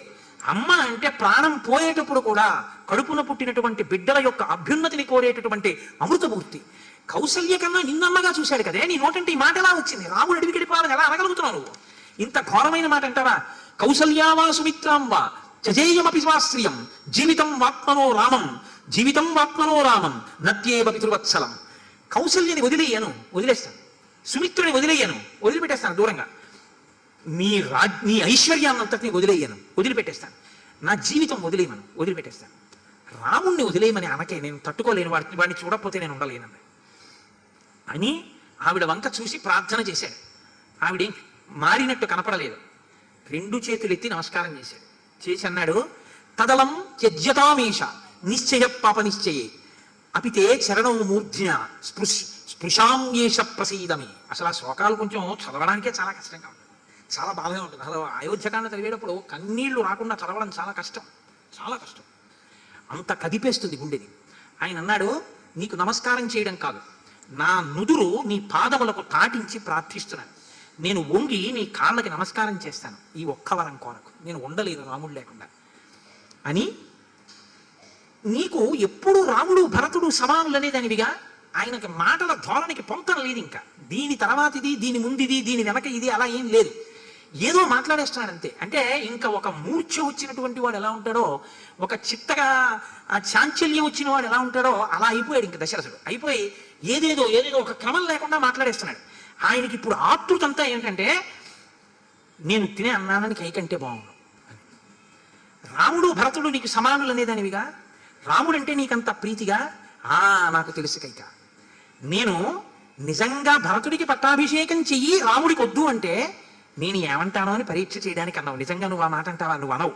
కానీ చాలి పరిహాసం, ఇంకొద్దు కైక, నేను తట్టుకోలేకపోతున్నాను. పరిహాసానికి అన్నావు కదా, ఏది పరిహాసానికి అన్నాను అన్నాడు. ఆవిడ అంటుందా? ఆవిడ అనలేదు. శుశ్రూషాం గౌరవం చేయవ ప్రమాణం వచన క్రియాం కష్టే భూయస్తరం కుర్యాత్ అన్యత్ర మనుజస్వభాత్. నీ అంతఃపురంలో ఎందరో ఉన్నారు నీకు శుశ్రూష చేసేవాళ్ళు. నిజంగా చెప్పు, నీకు శుశ్రూష చేసే వాళ్ళల్లో అగ్రగణ్యుడు, కౌశల్య కన్నా ఎక్కువగా నీకు శుశ్రూష చేసేవాడు రామచంద్రమూర్తి. అంత శుశ్రూష చేస్తాడే. ఎందుకు అతని మీద అంత కోపం పెట్టుకున్నావే? ఎందుకంత కక్ష పెట్టుకుని ఈ మాట అడుగుతున్నావు? బహూనాం స్త్రీ సహస్రానాం బహూనాం చోపజీవినాం పరివాదోపవాదోవా రాఘవేనోపపద్యతే. ఆయన తప్పు చెయ్యకుండా చేశాడు అని అంటే అది నింద. ఆయన తప్పు చేసిన తర్వాత అంటే పరివాదం. రాముడి మీద అది లేదు ఇది లేదు, రాముడు తప్పు చేసింది లేదు, తప్పు చేశాడేమో అని అనుమానంతో చేసిన నింద లేదు. మరి నువ్వెందుకు రాముడిని అరణ్యవాసానికి వెళ్ళిపోవాలంటున్నావు? స్వాంత్యయన్ సర్వభూతాని రామ శుద్ధేన చేతస గృహ్ణాతి మనుజ వ్యాగ్రహ ప్రియై విషయవాసిన. రాముడు సర్వభూతముల చేత ప్రేమింపబడినటువంటి వాడు, శుద్ధమైన మనసున్నవాడు, మనుజుల యందు వ్యాఘ్రమ వంటి వాడు. సత్యేన లోకాంజయితి దీనేం దానేన రాఘవ గురుం శుశ్రూషయా వీరో ధనుషాయుధి శస్త్రవాన్. రాముడు ఈ లోకములన్నింటినీ కూడా తన సత్యముతో జయించాడు, దీనులను దానములతో జయించాడు, గురువులను శుశ్రూషతో జయించాడు, వీరులను ధనస్సు మొదలైన ఆయుధాలతో జయించాడు. అటువంటి రాముడు అంతటి అద్భుత పరాక్రముడు, అంత మంచివాడు, లోకమంతా కోరుకుంటున్నటువంటి వాడు, ప్రియాతి ప్రియమైన రాముడు. అటువంటి రాముడు అరణ్యవాసం చెయ్యాలని నువ్వు ఎందుకు కోరుతున్నావు? కైక, నీకు నేను ఒక్క మాట చెప్తాను విను. నేను చెప్పాను కదా, పొంతన లేదా మాటలకి. ఇంకా ఏది మాట్లాడుతున్నాడో, దేని తర్వాత ఏది మాట్లాడుతున్నాడో తెలియదు. మమ వృద్ధస్య కైకేయి గతాంతస్య తపస్వినః దీనం లాలప్య మానస్య కారుణ్యం కర్తుమర్హసి. నేను దీనుండి అయిపోయింది నా జీవితం, ఇంకెంతో కాలం ఉండను, చరమాంకానికి వచ్చేసాను, బతికినంత కాలం బ్రతకను, తొందరలోనే చనిపోతాను కైక. చనిపోయే లోపల నువ్వు భార్యవి కనుక వృద్ధుణ్ణి అయిపోయాను కాబట్టి నువ్వు నన్ను లాలించాలి. నేను పసిపిల్లాళ్ళ ప్రవర్తిస్తే నన్ను లాలించవలసిన దానివి నువ్వు నన్ను ఇంత బాధ పెడతావా? చిట్ట చివరిలో నేను ఏడుస్తూ చచ్చిపోయేలా చెయ్యొద్దు కైక, నా మాట విను, ఈ వరం అడక్కు అని. అంజలిం కుర్మి కైకేయి పాదౌ చాపి స్పృశామితే శరణం భవనామస్య మా ధర్మో మామిహ స్పృశేత్. నీ రెండు కాళ్ళు పట్టుకుంటున్నాను కైక, నేను అధర్మంతో రాముడికి రాజ్యం ఇవ్వలేదన్న బాధ నాకు లేకుండా చూడని వంగి రెండు కాళ్ళు పట్టుకునే ప్రయత్నం చేసి పట్టుకోలేక కన్నుల నీటిధారల చేత కన్నులు సరిగా కనపడక తూలిపడిపోయాడు. ఇంత జరిగితే ఆవిడంది, ఎందుకలా మూర్ఛిల్లిపోతున్నావు, ఎందుకలా స్పృహ తప్పుతావు, ఎందుకలా కన్నీరు కారుస్తూ భూమి మీద పడిపోతావు, నా కాళ్ళ మీద పడిపోతావు, నీకు బుద్ధుందా లేదా? శీభ్య శేనకపోతియే స్వమాంసం పక్షిణే దదౌ అమర్కశ్చక్షుషీ దత్వా జగామగతి ఉత్తమా. చచ్చిపోతానంటున్నావు. ఒకానొకప్పుడు ఒక డేగ ఒక పావురాన్ని తరువుకొస్తే ఆ పావురానికి డేగకి మధ్యలో వాగ్వివాదం వస్తే శిబి చక్రవర్తి ఆ పావురాన్ని రక్షించడం కోసం డేగకి పావురమిత్తు మాంసం తన తొడలోంచి కోసి ఇచ్చాడు. అలర్కుడు ఒక బ్రాహ్మణుడు వచ్చి అడిగితే తన కన్నులు రెండు పీకి దానం చేశాడు. ఆడిన మాటకు అలా కట్టుపడ్డారు వాళ్ళు. సత్యం ధర్మం పరిత్యజ్య రామం రాజ్యాభిషేచ్య సహ కౌసల్యయా నిత్యం రంతుమిచ్చసి దుర్మతే. దుర్మార్గుడా. ఇంకా మంధర అసూయకి ఇది పరాకాష్ట. ఆవిడ ఎక్కించిన విషయం ఏదో అది కక్కుతోంది కైక. ఆవిడంది, దుర్మతే, ఓ దుర్బుద్ధి, సత్యం ధర్మం పరిత్యజ్య, సత్యం ధర్మం వదిలేద్దాం అనుకున్నావా? రాముణ్ణి రాజ్యం ఇచ్చి కట్టబెడదాం అనుకుంటున్నావా? సహ కౌసల్యయా నిత్యం రంతుమిచ్చసి, రాజ్యం రాముడికిచ్చి కౌసల్యతో కులుకుదాం ప్రతిరోజు అనుకుంటున్నావా? దుర్మతే, దుష్టబుద్ధి, నాకు తెలియదు అనుకుంటున్నావా? నేను అన్న వరాలకి కట్టుబడి నువ్వు రాజ్యం ఇవ్వవలసింది. సతతం ప్రియకామామి ప్రియపుత్ర ప్రియం వద నమయా సత్కృతాదేవి సత్కారార్హా కృతే తవ ఇదానీం తపతిమాం యన్మయా సుకృతం తయి అపద్య వ్యంజనోపేతం భుక్తమన్న మివాతురం విప్రకారంచ రామస్య సంప్రయాణం మనస్య చ సుమిత్రా ప్రేక్షవై భీత కథం మే విశేషిష్యతి కృపణం బత వైదేహి శ్రోష్యతి ద్వయమప్రియం మాంచ పంచత్వమాపన్నం రామం చ వచనమాశ్రితం వైదేహీ బత మే ప్రాణాన్ శోచంతి క్షపయిష్యతి హీనా హిమవత పార్శ్వే కిన్నరేణేవ కిన్నరీ. నీ మాట ప్రకారం నేనే కానీ నిజంగా రాముణ్ణి 14 సంవత్సరములు అరణ్యవాసం చెయ్యమని పంపించేస్తే నేను ఏ పాపం కట్టుకున్నవాడిని అయిపోతానో తెలుసా? బాగా వండుకున్న కూర అనుకుని విషం కలిసిన కూర తిన్నవాడు ఏ తప్పు చేసి ఎలా ప్రాణం పోగొట్టుకుంటాడో అలా ప్రియపత్నివి అని నిన్ను ఆదరించినందుకు, నీతో సత్యంగా ఉన్నందుకు, వరాలిచ్చినందుకు నా తలకి చుట్టుకుని విషాహారం తిన్నవాడు చచ్చిపోయినట్టు నీకు వరం అనుగ్రహించినందుకు నేను రాముణ్ణి అరణ్యానికి వెళ్ళమన్న మరుక్షణంలో రాముడు కనపడ్డం మానేస్తే నేను చచ్చిపోతాను, నా ప్రాణం పోతుంది, నేను ప్రేతత్వాన్ని పొందుతాను. నా ప్రాణం పోతే నువ్వు వైధవ్యాన్ని పొందుతావు, నువ్వు భర్త పోయిన దాని అవుతావు. ఏమిటో అనుకుంటున్నావు? పైగా నీకు ఇంకొక మాట చెప్పనా? రాముడు అరణ్యవాసానికి నడిచి వెళ్ళిపోతుంటే నారచీర కట్టుకుని ఏడుస్తూ సుమిత్ర అక్కడ నిలబడి నా వంక భయంగా చూసి, అమ్మో ఇటువంటి పనులు కూడా చేయగలరా? లేక లేక కడుపున పుట్టినటువంటి పరమ ధర్మాత్ముడు సుగుణాభిరాముడైన పెద్ద కొడుకుని నారచీరలు కట్టి అడిగి పంపిస్తాడా? కైకమ్మకి వరం ఇచ్చానని ఇంత దుర్మార్గుడా నా భర్త అని భయంగా నా వంక చూస్తుంటే నేను తట్టుకోగలనా? కైక ఆలోచించు. పరమ ధార్మికురాలు, ఎన్నడూ నన్నేది అడగలేదు. వ్రతాలతో, నోములతో, పూజలతో, తపస్సుతో, అగ్నికార్యంతో, బ్రాహ్మణుల్ని సమారాధనతో కాలం వెళ్ళబుచ్చింది. నా అభ్యున్నతిని కోరి వ్రతం చేసి నా దగ్గరికి వస్తే నేను అభినందించలేదు, నువ్వేమైనా అంటావని. అటువంటి కౌసల్య లేక పుట్టిన కొడుకయ్యా, పెద్దవాడయ్యా, రాజ్యం ఇవ్వపోయావు, నారచీరలు కట్టి అడిగికి పంపిస్తావా అని అడిగి ఏడుస్తూ నా ఎదురుగుండా నిలబడితే నేనేం సమాధానం చెప్పుకోను. కైక బాధ నాది, అర్థం చేసుకో. నన్ను ఇంత కష్టపెడతావా? నీకు నేనేం అపకారం చేశాను? నిన్ను ఎంత ప్రాణప్రదంగా చూసుకున్నాను. పైగా రాముడు అరణ్యవాసానికి వెళ్ళిపోతుంటే ధర్మపత్ని ప్రాణసమాన అయినటువంటి సీతమ్మ కిన్నెరుడు కనపడక కిన్నెరి హిమవత్ పర్వత పార్శ్వమునందు పడి ఏడ్చినట్టు నా పెద్ద కోడలు వైదేహి, జనక మహారాజు గారి కూతురు అయోనిజ సీతమ్మ నేలపడి ఏడుస్తుంటే రాముడు వెళ్ళిపోతున్నాడని నేను నా పెద్ద కోడలి వంక చూసి ఏమని చెప్పను? ఎందుకు పంపించానని చెప్పను. వద్దు కైక, నా మాట విను, నేను తట్టుకోలేకపోతున్నాను. అవన్నీ నా కళ్ళ ముందు కనపడుతుంటే నాకు తల కదిలిపోతోంది, నా ప్రాణాలు ఇప్పుడే పోయేటట్టున్నాయి. నా మాట విను. నా బాధ అంతా ఏమిటో తెలుసా? రాముణ్ణి పిలిచి రామాను అరణ్యవాసానికి విడిపో అంటే నేను వెళ్ళను నాన్నగారు, మీరెవరు రాజ్యం ఇవ్వనడానికి అని నన్ను ఖైదు చేసి పుచ్చుకునే కొడుకైతే నేను సంతోషిస్తాను. అలా అనడు నా కొడుకు. వెళ్ళిపో అంటే నాన్నగారు అంతకన్నా నాకేం కావాలని వెళ్ళిపోతానంటాడు. బ్రహ్మచర్యంలో ఆ గురువుల్ని సేవిస్తూ బ్రహ్మచర్య దీక్షతో అగ్నికార్యం చేస్తూ మంత్రజపం చేస్తూ రాచరికపు భోగాలు అనుభవించగలిగి ఉండి కూడా క్రమశిక్షణతో కష్టపడ్డాడు. గృహస్థాశ్రమంలోకి వచ్చి ఇంకా నా కొడుకు సంతోషపడిందే లేదు. కైక ఇంకా ఆనందంగా ఉన్నాడని అనుకోకముందే ఏమి దండకారణ్యం! ఆ నేల మీద రాలినటువంటి గింజలు ఏరుకోవడమా, దొరికిన కందమూలాలు తినడమా, పట్టుపుట్టాలు కట్టుకోవలసిన రాముడు నారచీరలు కట్టుకోవడమా, కేశపాశాల మీద జిల్లేడు పాలు పోసుకుని అదంతా కొప్పు కట్టుకోవడమా, ధనుర్బాణాలు పట్టుకోవడమా, కాళ్ళకి చెప్పులు లేకుండా దండకారణ్యంలో తిరగడమా, నేల మీద పడుకోవడమా, హంసతూలికా కల్పాల మీద పడుకుని వీణానాదానికి నిద్ర లేవవలసిన వాడు క్రూరమైన జంతువుల అరుపులకి ఉలిక్కిపడి లేస్తుండడమా, ఎక్కడున్నాడో, ఏం తిన్నాడో, ఏం చేస్తున్నాడో తెలియకుండా, కంటికి కనపడకుండా ఆక్రోశిస్తూ నేను ఇక్కడ అన్నం తిని బ్రతకగలనని అనుకుంటున్నావా కైక? వద్దు, నా మాట విను. నీకు తెలిసి అడిగావో తెలియక అడిగావో నాకు తెలియదు.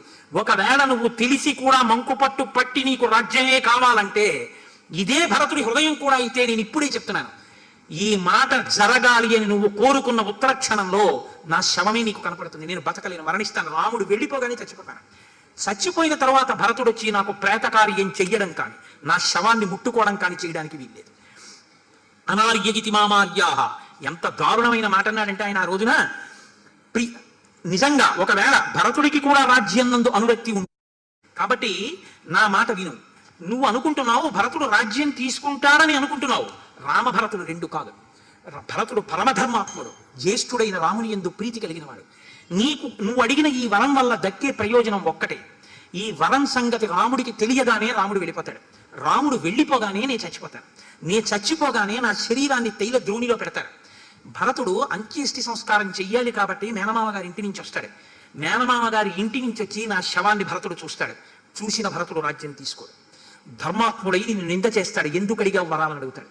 అప్పుడు ఇటు భర్త లేక అటు బిడ్డకి రాజ్యమూ లేక రెండిటి మధ్య నలిగిపోయి నీతో పాటు పెద్ద భార్యల్ని కూడా విధవల్ని చేస్తావు, రాజ్యాన్ని రాజు లేకుండా చేస్తావు, ఏడుస్తూ భర్త మరణించినటువంటి విషయానికి కారణమవుతావు. కైకా నా మాట విన, నువ్వు వినవేమోనని నేను నిన్ను ప్రాధేయపడుతున్నానని సభూమి పాలో విలసన్నమధవత్ స్త్రియా గృహీతో హృదయే త్రిమాత్రయా తపాత దేవ్యాశ్చరణౌ ప్రసారితౌ ఉభావ సంస్పృశ్య యథాతురస్తథా.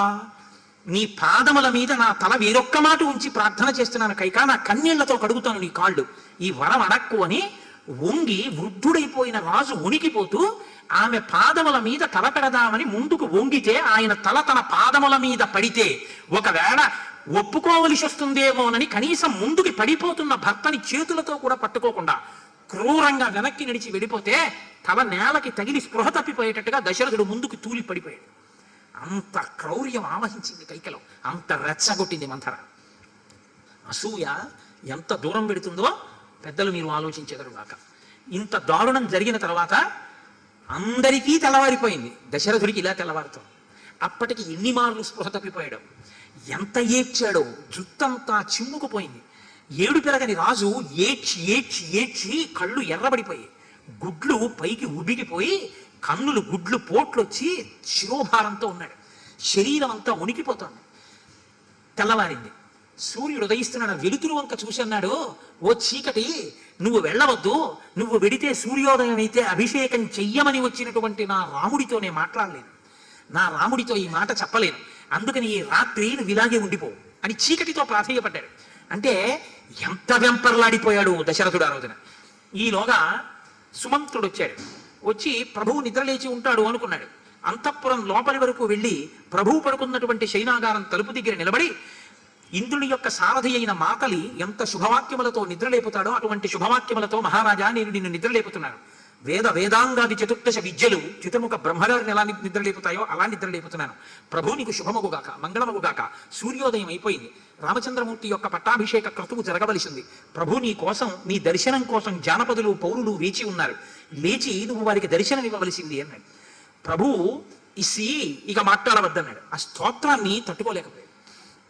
లోపల నుంచి కైకమ్మంది, సుమంత్రరాజారజనీం రామహర్ష సముత్సుక ప్రజాదర పరిశ్రాంతో నిద్రయా వశమేయివాన్ తగ్గచ్చత్వరితం సూత రాజపుత్రం యశస్వినం రామమానయ భద్రంతే నాత్ర కార్య విచారణ. ప్రభువు రాత్రల్లా నిద్రపోలేదు. రాముడికి పట్టాభిషేకం ఇలా జరగాలి అలా జరగాలి అని ఆనందోత్సాహంతో నాతో మాట్లాడుతూనే ఉన్నాడు. అంత సంతోషంతో ఉన్నాడేమో రాత్రంతా నిద్రపోకుండా, బడలి ఇప్పుడే పడుకున్నాడు. అందుకని ఇప్పుడు ప్రభువుని ఇబ్బంది పెట్టకు, తొందరగా వెళ్ళి రాముడిని తీసుకురా. ఇది ప్రభువు చెప్పాలనుకోకు, ప్రభువు చెప్పమని చెప్తేనే నేను చెప్తున్నాను, ఆలస్యం చేయకు, రాముడిని తీసుకురా. ఆయన అప్పటికే నిస్సత్తువని పొందాడు దశరథుడు. ఆ కైక వంక చూశాడు ఆశ్చర్యంగా, ఎంత నాటకం ఆడుతోంది అనుకున్నాడు. రాత్రల్లా సంతోషంగా ఉన్నాడా? ఈసీ అన్నాడు, అంతకన్నా ఇంకేం అనలేకపోయాడు. సుమంత్రుడు రథం పట్టుకుని వెడుతున్నాడు రామచంద్రమూర్తి దగ్గరికి. అప్పటికే పౌరులు, జానపదులు, వశిష్ఠుడు, రాజర్షుడు, కాత్యాయనుడు, గౌతముడు, జాబాలి, ఆ మిగిలినటువంటి వణి ప్రముఖులు, నగర ప్రముఖులు అందరూ వచ్చి సూర్యోదయం అయిపోతుంది, పుష్యమీ నక్షత్రంలో యమరాజ్య పట్టాభిషేకం జరగాలి, తెల్లని పూలదండలు వచ్చేసాయి, పాలికలు వచ్చేసాయి, ప్రమిదలు వచ్చేసాయి, నవధాన్యాలు వచ్చేసాయి, పేలాలు వచ్చేసాయి, తేనె వచ్చేసింది, ఇతరమైన సంబారాలు వచ్చేసాయి, పూర్తి పులిచర్మం తీసుకొచ్చేశారు. ఆ బంగారపు తొడుగులు కలిగినటువంటి ఎత్తైనటువంటి ఒక ఎద్దుని తీసుకొచ్చి అక్కడి నించో పెట్టారు, భద్రగజాన్ని తీసుకొచ్చారు, ఔదంబర పీఠం అంటే మేడి కర్రతో చేసినటువంటి భద్రపీఠాన్ని తీసుకొచ్చారు, అభిషేకం చేయడానికి నదీ జలాలు తీసుకొచ్చారు, అన్ని సిద్ధంగా ఉన్నాయి. పుష్యమీ నక్షత్రంలో అభిషేకం జరగాలి, చక్రవర్తి బయటికి రాలేదు. ఎందుకు రాలేదు? దశరథ మహారాజు గారు తొందరగా వెళ్ళి ఒకసారి కనుక్కోండి అన్నారు. మీరెవ్వరూ తొందరపడద్దు, రాజు ఎందుకు ఇంకా బయటికి రాలేదో, రాజు మాట నాకెందుకు వినపడలేదో లోపలికి వెళ్ళి అడిగొస్తానని సుమంత్రుడు కొంచెం దగ్గరగా వచ్చాడు. తలుపు నుంచి దగ్గరగా వచ్చి ఆ అడ్డంగా ఆ తల్పం దగ్గర కట్టబడినటువంటి వస్త్రానికి యువతల వైపుకి నిలబడి, మహారాజా బయట పౌరులు, జానపదులు, ఋషులు ఎదురు చూస్తున్నారు మీ దర్శనం కోసం, సూర్యోదయం అయిపోయింది, మీరు రాకపోవడానికి కారణమేమి అన్నాడు. విసిగించకు, చెప్పింది కదా కైక, వెళ్ళి రాముణ్ణి తీసుకురా, అదే నా ఆజ్ఞ అన్నాడు. అంతకన్నా మాట్లాడగలిగిన స్థితిలో, ముఖం చూపించగలిగిన స్థితిలో దశరథుడు లేడు. ఎందుకంటే ఏడ్చాడు కైకతో. రేపు బ్రాహ్మణులు, పెద్దలు, గురువులు వచ్చి ఎందుకు పంపించావు రాముణ్ణి అరణ్యానికి అడిగితే నేనేం చెప్పను? నేను రాజ్యంలో తిరుగుతుంటే కైకమ్మ మాట కోసమని ఆడదాని మాట పట్టుకుని కామాతులతో కన్న కొడుకుని రాజ్యాంతరం పంపించినటువంటి తాగుబోతు అయిన బ్రాహ్మణుడి కన్నా దరిద్రుడి దశరథుడని చెప్పుకుంటుంటే నేను ఏమి తిరిగి చెప్పుకోను? నా కన్న కొడుకు పెద్దవాడు అరణ్యంలో తిరుగుతుంటే నేను ఇక్కడ ఏ సుఖశాంతులతో బ్రతకను. కైక నన్ను అర్థం చేసుకో, తెల్లవారితే పట్టాభిషేకం అని నిర్ణయించి ప్రకటించేశాను, ఊరంతా ఏమని చెప్పను, సంబారాలు సిద్ధమైపోయి నా మాట విను, నన్ను అల్లరి పెట్టకన్నాడు. ఆవిడ వినలేదు. కాబట్టి ఇప్పుడు సుమంత్రుడు బయలుదేరి రామచంద్రమూర్తి యొక్క గృహానికి వెళ్ళారు. అక్కడ అంతా మంచి సంతోషంగా హడావిడిగా ఉంది. ఆ సంతోషంగా వెళ్ళేసరికి పాపం పట్టాభిషేకం జరుగుతుందన్న ఉత్సాహంతో ఉపవాసం చేసి ఆయన తెల్లవారుజామున సంధ్యావందనం గాయత్రి మంత్రం అన్ని అనుష్ఠానం చేసి ఉన్నాడు. ఆ అనుష్ఠానం చేసి ఉన్న సందర్భంలో సుమంత్రుడు వచ్చాడనేసరికి సంతోషించి నేను ఇప్పుడు దశరథ మహారాజు గారి అంతఃపురానికి మీరు కోరుకున్నట్టే తప్పకుండా బయలుదేరి వస్తున్నాను, నాకు పట్టాభిషేకం జరుగుతుంది అన్న ఉద్దేశ్యంతో ఆయన ఉన్నాడు. ఇప్పుడు రాముడు బయలుదేరి దశరథ మహారాజు గారి అంతఃపురానికి వెడుతుంటే మిత్రులందరూ కూడా అంతే కోలాహలంతో సంతోషంతో తిరిగి రాముడు పట్టాభిషేకం చేసుకుని వస్తాడు అని అనుకున్నారు. సీతమ్మ తల్లి ఆయనతో పాటు అనుగమించి ఆయనని పంపించడం కోసమని చెప్పి ద్వారం వరకే వచ్చిందట, బయటికి రాలేదట. రామాయణం ధర్మశాస్త్రం కదండి. పతి సమ్మానిత సీత భక్తారం అసితేక్షణ అద్వారం అనువరాజ మంగళాన్యభిద్యుషి. ఆవిడ ద్వారం వరకే ఎందుకు వచ్చింది అంటే శుభకార్యం మీద కానీ ఏదైనా మంగళప్రదమైనటువంటి విషయం మీద కానీ భర్త బయలుదేరి వెళ్ళేటప్పుడు భర్తని గుమ్మం దాటి బయటికి వచ్చి భార్య సాగనంపకూడదు, గుమ్మానికి లోపల ఉండి భార్య సాగనంపాలి.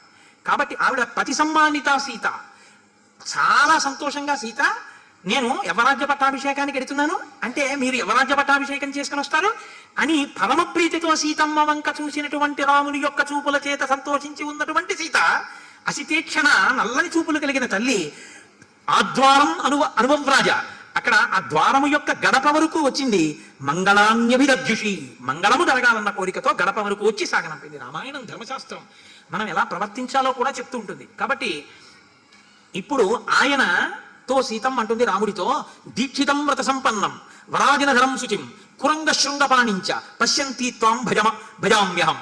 నేను దేవతల్ని ప్రార్థన చేస్తాను, నేను తొందరలో రామా మిమ్మల్ని ఎలా చూడాలో తెలుసా, దీక్షితం దీక్షలో ఉన్నటువంటి రాముణ్ణి చూడాలి యవరాజ్య పట్టాభిషేకానికి, వ్రత సంపన్నం వ్రతం చేస్తున్న రాముణ్ణి చూడాలి, వరాజనధరం శుచిం జింక వస్త్రం కట్టుకున్నటువంటి వాడిని నేను చూడాలి, కృష్ణాజనం కట్టుకున్న వాడిని, కురంగ శృంగపాణించ అటువంటి వాడు దుప్పి కొమ్ము చేత్తో పట్టుకున్న వాడిని చూడాలి. అది నా సంతోషం. దుప్పు కొమ్ము ఎందుకు చేత్తో పట్టుకోవడం అంటే దీక్షా స్వీకారం చేస్తున్నాను అని దేనికైనా సంకల్పం చేసిన తర్వాత దీక్ష పరిసమాప్తి పర్యంతం ఒంటికి దురద పెడితే చేతి గోళ్లతో గోకకూడదు, దీక్ష భగ్నం అయిపోతుంది. దుప్పి కొమ్ముతోటే శరీరాన్ని గోక్కోవాలి. అందుకని దీక్షా స్వీకారం చేస్తే దుప్పి కొమ్ము చేత్తో పట్టుకుంటారు. అది నేను మీతో మనవి చేశాను కదా, రామాయణం ధర్మశాస్త్రం అని ప్రతి విషయాన్ని మనకి చెప్తుంది. అందుకని ఆ దుప్పి కొమ్ము ఒకటి చేత్తో పట్టుకున్నటువంటి రాముణ్ణి నేను చూడాలి. పూర్వాం దిశం వజ్రధరో దక్షిణాం పాతుతేయమ వరుణ పశ్చిమామాశాం ధనేశా ఉత్తరాం దిశం.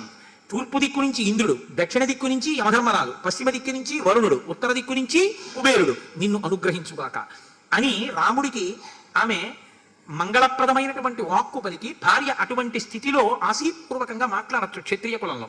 ఆ రాముడు తలుపు తీసుకుని ఏకాంత మందిరంలోంచి బయటికి వచ్చాడు. వచ్చేటప్పటికిట రాముడు పర్వత గుహలోంచి బయటికి వస్తున్న సింహంలా ఉన్నట్టు.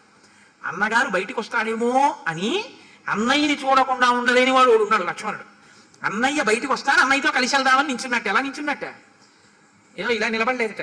అన్నయ్య బయటికి వస్తాడని ఏమి రచనండి వాల్మీకి మహర్షిది. పర్వతాదివ నిష్క్రమ్య సింహోగిరి గుహాయిష లక్ష్మణం ద్వారిసో పశ్యత్ ప్రహ్వాంజలిపుటం స్థితం. అన్నయ్య బయటికి వస్తూ ఉంటే సింహంలాగా ఇలా వంగి ఇలా అంజలి ఘటించి ఉన్నట్టు. అన్నయ్యగా ఆయన భక్తి అటువంటిది రామచంద్రమూర్తి అంటే. లక్ష్మణుడు అంటే బహిప్రాణం. సరే, కలిసి దశరథ మహారాజు గారి యొక్క గృహానికి వెళ్ళారు. అంతఃపురంలోకి రాముడు లోపలికి వెళ్ళాడు. దశరథుడికి నమస్కారం చేశాడు. ఆ నమస్కారం చేస్తే దశరథుడు రామేత్యుక్వాచ వచనం బాష్పర్యాకులీక్షణ శిశాకం నృపతి దీనో నీక్షితుం అభిభాషితుం. కన్నుల వెంట ధారలుగా నీళ్లు కారిపోతున్నాయి.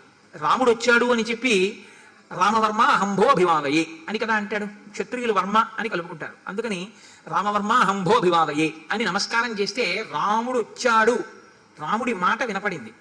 ఇప్పుడు దశరథుడు ఇలా చూడాలి కదా, అలా చూడలేకపోయాట. ఇలాగే కూర్చుని వలవల ఏడ్చేశాడు.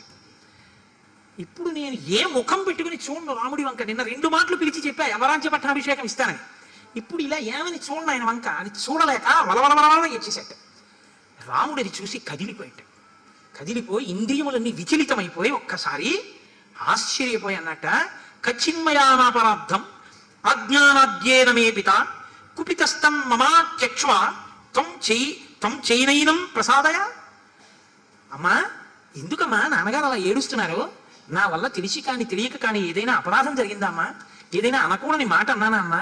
కచ్చిన్న కించిత్ భరతే కుమార ప్రియదర్శనే శత్రుఘ్నే వా మహాసత్వే మాతృణాం వా మమాశుభం. అమ్మా, నాకు అత్యంత ప్రియమైన సోదరులు భరతశత్రుఘ్నులు దూరంగా ఉన్నారు, వారికి ఏమైనా జరగకూడదు జరిగిందా? అతోషయన్ మహారాజం అకుర్వన్ వా పితుర్వచ ముహూర్తమపి నిచ్చేయం జీవితం కుపితే నృపే.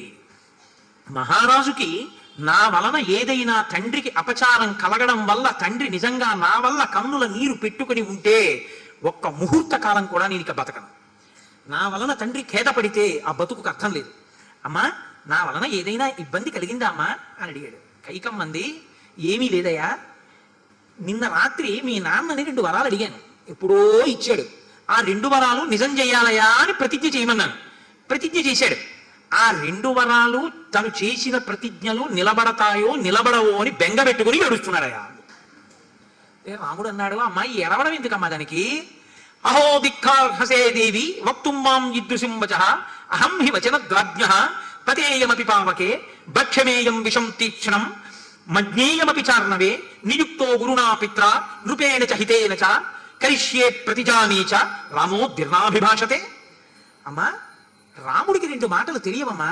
నాన్నగారు బెంగ పెట్టుకోవడం ఎందుకమ్మా? ప్రతిజ్ఞ చేస్తే నాన్నగారు అన్న మాట నా వల్ల నిజం కావలసి వస్తే, అమ్మా నేను ఇవ్వాల చెప్తున్నాను, ఒకవేళ నాన్నగారు నన్ను అగ్నిహోత్రంలో దూకే రామా అంటే దూకేస్తానమ్మా. కాదు, తీక్షణమైన విషయాన్ని అక్కడ పెట్టి రామా తాగు అంటే ఎందుకు అని అడగనమ్మా, తాగేస్తానమ్మా. నాన్నగారు ఏది చెప్తే అది చెయ్యడమే నాకు పుత్రధర్మం అమ్మా. నా వలన ఏది జరగదని నాన్నగారు బెంగ పెట్టుకుంటున్నారు. అమ్మా, నాన్నగారు ఏ ప్రతిజ్ఞ చేశారో నువ్వైనా చెప్పవా అడిగాడు. ఏం లేదు నాయన, సప్త వర్షాన్ని దండకారణ్యమాశ్రిత అభిషేకమిమం త్యక్త్వా జటాచీర ధరోవస.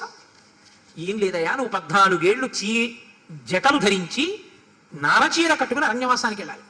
భరతుడికి యువరాజ్య పట్టాభిషేకం జరగాలి. ఈ 2 అడిగాడు. అడిగితే ఇదిగో నిన్న రాత్రి నుంచి ఇలా పొర్లుతున్నాడు నేల మీద పడి మీ నాన్న అంది.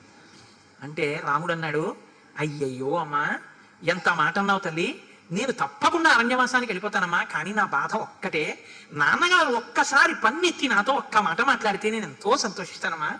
నాన్నగారు మాట్లాడకపోవడమే నాకు ఎంతో బాధగా ఉంది. రామో దిర్నాభిభాషతే. అమ్మా, నాకు 2 మాటలు తెలియవమ్మా, నేను ఏం చెప్పానో అది చేసేస్తాను, తప్పకుండా చేస్తాను, నా మాట నమ్మమ్మా అన్నాడు. అని ఈ మాటలు చెప్తే ఆవిడ ఎంత చమత్కారమైన మాట అందో తెలుసా అండి? నీతో దశరథుడు ఎందుకు మాట్లాడటలేదో తెలుసా రామా? యావత్వం నవనం యాత పురదస్మాదభిపరం పితా తావన్నతే రామ స్నాస్యతే భోక్ష్యతేపివా. మీ నాన్న పరమ ధర్మాత్ముడు. ఇప్పుడు నువ్వు అరణ్యవాసానికి వెడతావు అని నాకు ఇచ్చిన వరం నువ్వు వెడితే కదా తీరుతుంది. నువ్వు అంతఃపురంలో తిరుగుతున్నంతసేపు తను ఇచ్చిన మాట నిలబట్టం లేదు కాబట్టి మీ నాన్న స్నానం చేయట్లేదు, అన్నం తింటలేదు. మీ నాన్న స్నానం చేసి అన్నం తినాలంటే నువ్వు తొందరగా వెళ్ళిపోనాయన అరణ్యానికి, ఇంకిక్కడ తిరక్కు అంది. అమ్మా, అదే అమ్మా కారణం, నాన్నగారు నా వల్ల అమ్మ స్నానం చేయలేదు, అన్నం తినలేదు, ఇప్పుడే వెళ్ళిపోతున్నా అమ్మా అన్నాడు. అని కైకమ్మ వంక తిరిగి అన్నాడు, నహమద్ధపరోదేవి లోకమావస్తుముత్సహే విద్ధిమాం ఋషిభి తుల్యం కేవలం ధర్మమాస్థితం. అమ్మా, నహమర్థపరోదేవి, అమ్మా నాకు ఈ రాజ్యం మీద ఐశ్వర్యం మీద భ్రాంతి ఉందనుకుంటున్నావా? నాకేం లేదు. నువ్విప్పుడు ఈ వరాలు అడిగానని చెప్పినప్పుడు నా మనసులో ఏ కదలిక లేదు. నేను ఎప్పుడు కోరినా, నిన్న నాన్నగారు రాజ్యం ఇస్తానన్నారు, తీసుకుంటానన్నాను, ఇవాళ నాన్నగారు అరణ్యానికి వెళ్ళమన్నారు, వెళ్ళిపోతాను. నహమద్ధపరోదేవి, నాకమ్మా ఈ ఐశ్వర్యం మీద భ్రాంతి లేదు, నాకు కావలసింది ధర్మం ఒక్కటే, పుత్రధర్మం. కాబట్టి అమ్మా నేను తప్పకుండా వెళ్ళిపోతాను. కానీ అమ్మా, నేను ఇంత శుశ్రూష చేశానే నీకు, నా గుణములు నీకు ఇంత తెలుసు అనుకున్నానే, నేను అరణ్యవాసానికి వెళ్ళడానికి, నన్ను అరణ్యవాసానికి పంపడానికి నాన్నగారిని వరం అడిగావా అంటే, అమ్మా నా గుణములు నీకు అర్థం కాలేదనుకుంటున్నానమ్మా అన్నాడు. అంటే అమ్మా, నేను అరణ్యవాసం చేయడానికి వరం అడగడం ఎందుకమ్మా? నువ్వు పిలిచి వరం అక్కర్లేదు, కారణం అక్కర్లేదమ్మా. రామా 14 ఏళ్ళు కాదు, జీవిత పర్యంతం అడవికి వెళ్ళిపో అంటే నేను వెళ్ళిపోతానమ్మా. నేను అమ్మ ఎందుకని కూడా అడగను. భరతుడు సంతోషంగా రాజ్యం చేయాలి, అకంటకంగా చేయాలి. అమ్మా నాకు రాజ్యం మీద కోరిక లేదు, కానీ నేను నీకు సరిగ్గా అర్థం అవ్వలేదు, అమ్మకు అర్థమయ్యేటట్టు నేను ప్రవర్తించలేకపోయానా అని ఏడుస్తున్నానమ్మా. ఇది రాముడంటే, ఇది రామచంద్ర ప్రభువు. ఇది ఆయన ధర్మం. అందుకే రామాయణం కాలం ఉన్నంత కాలం ఉంటుంది.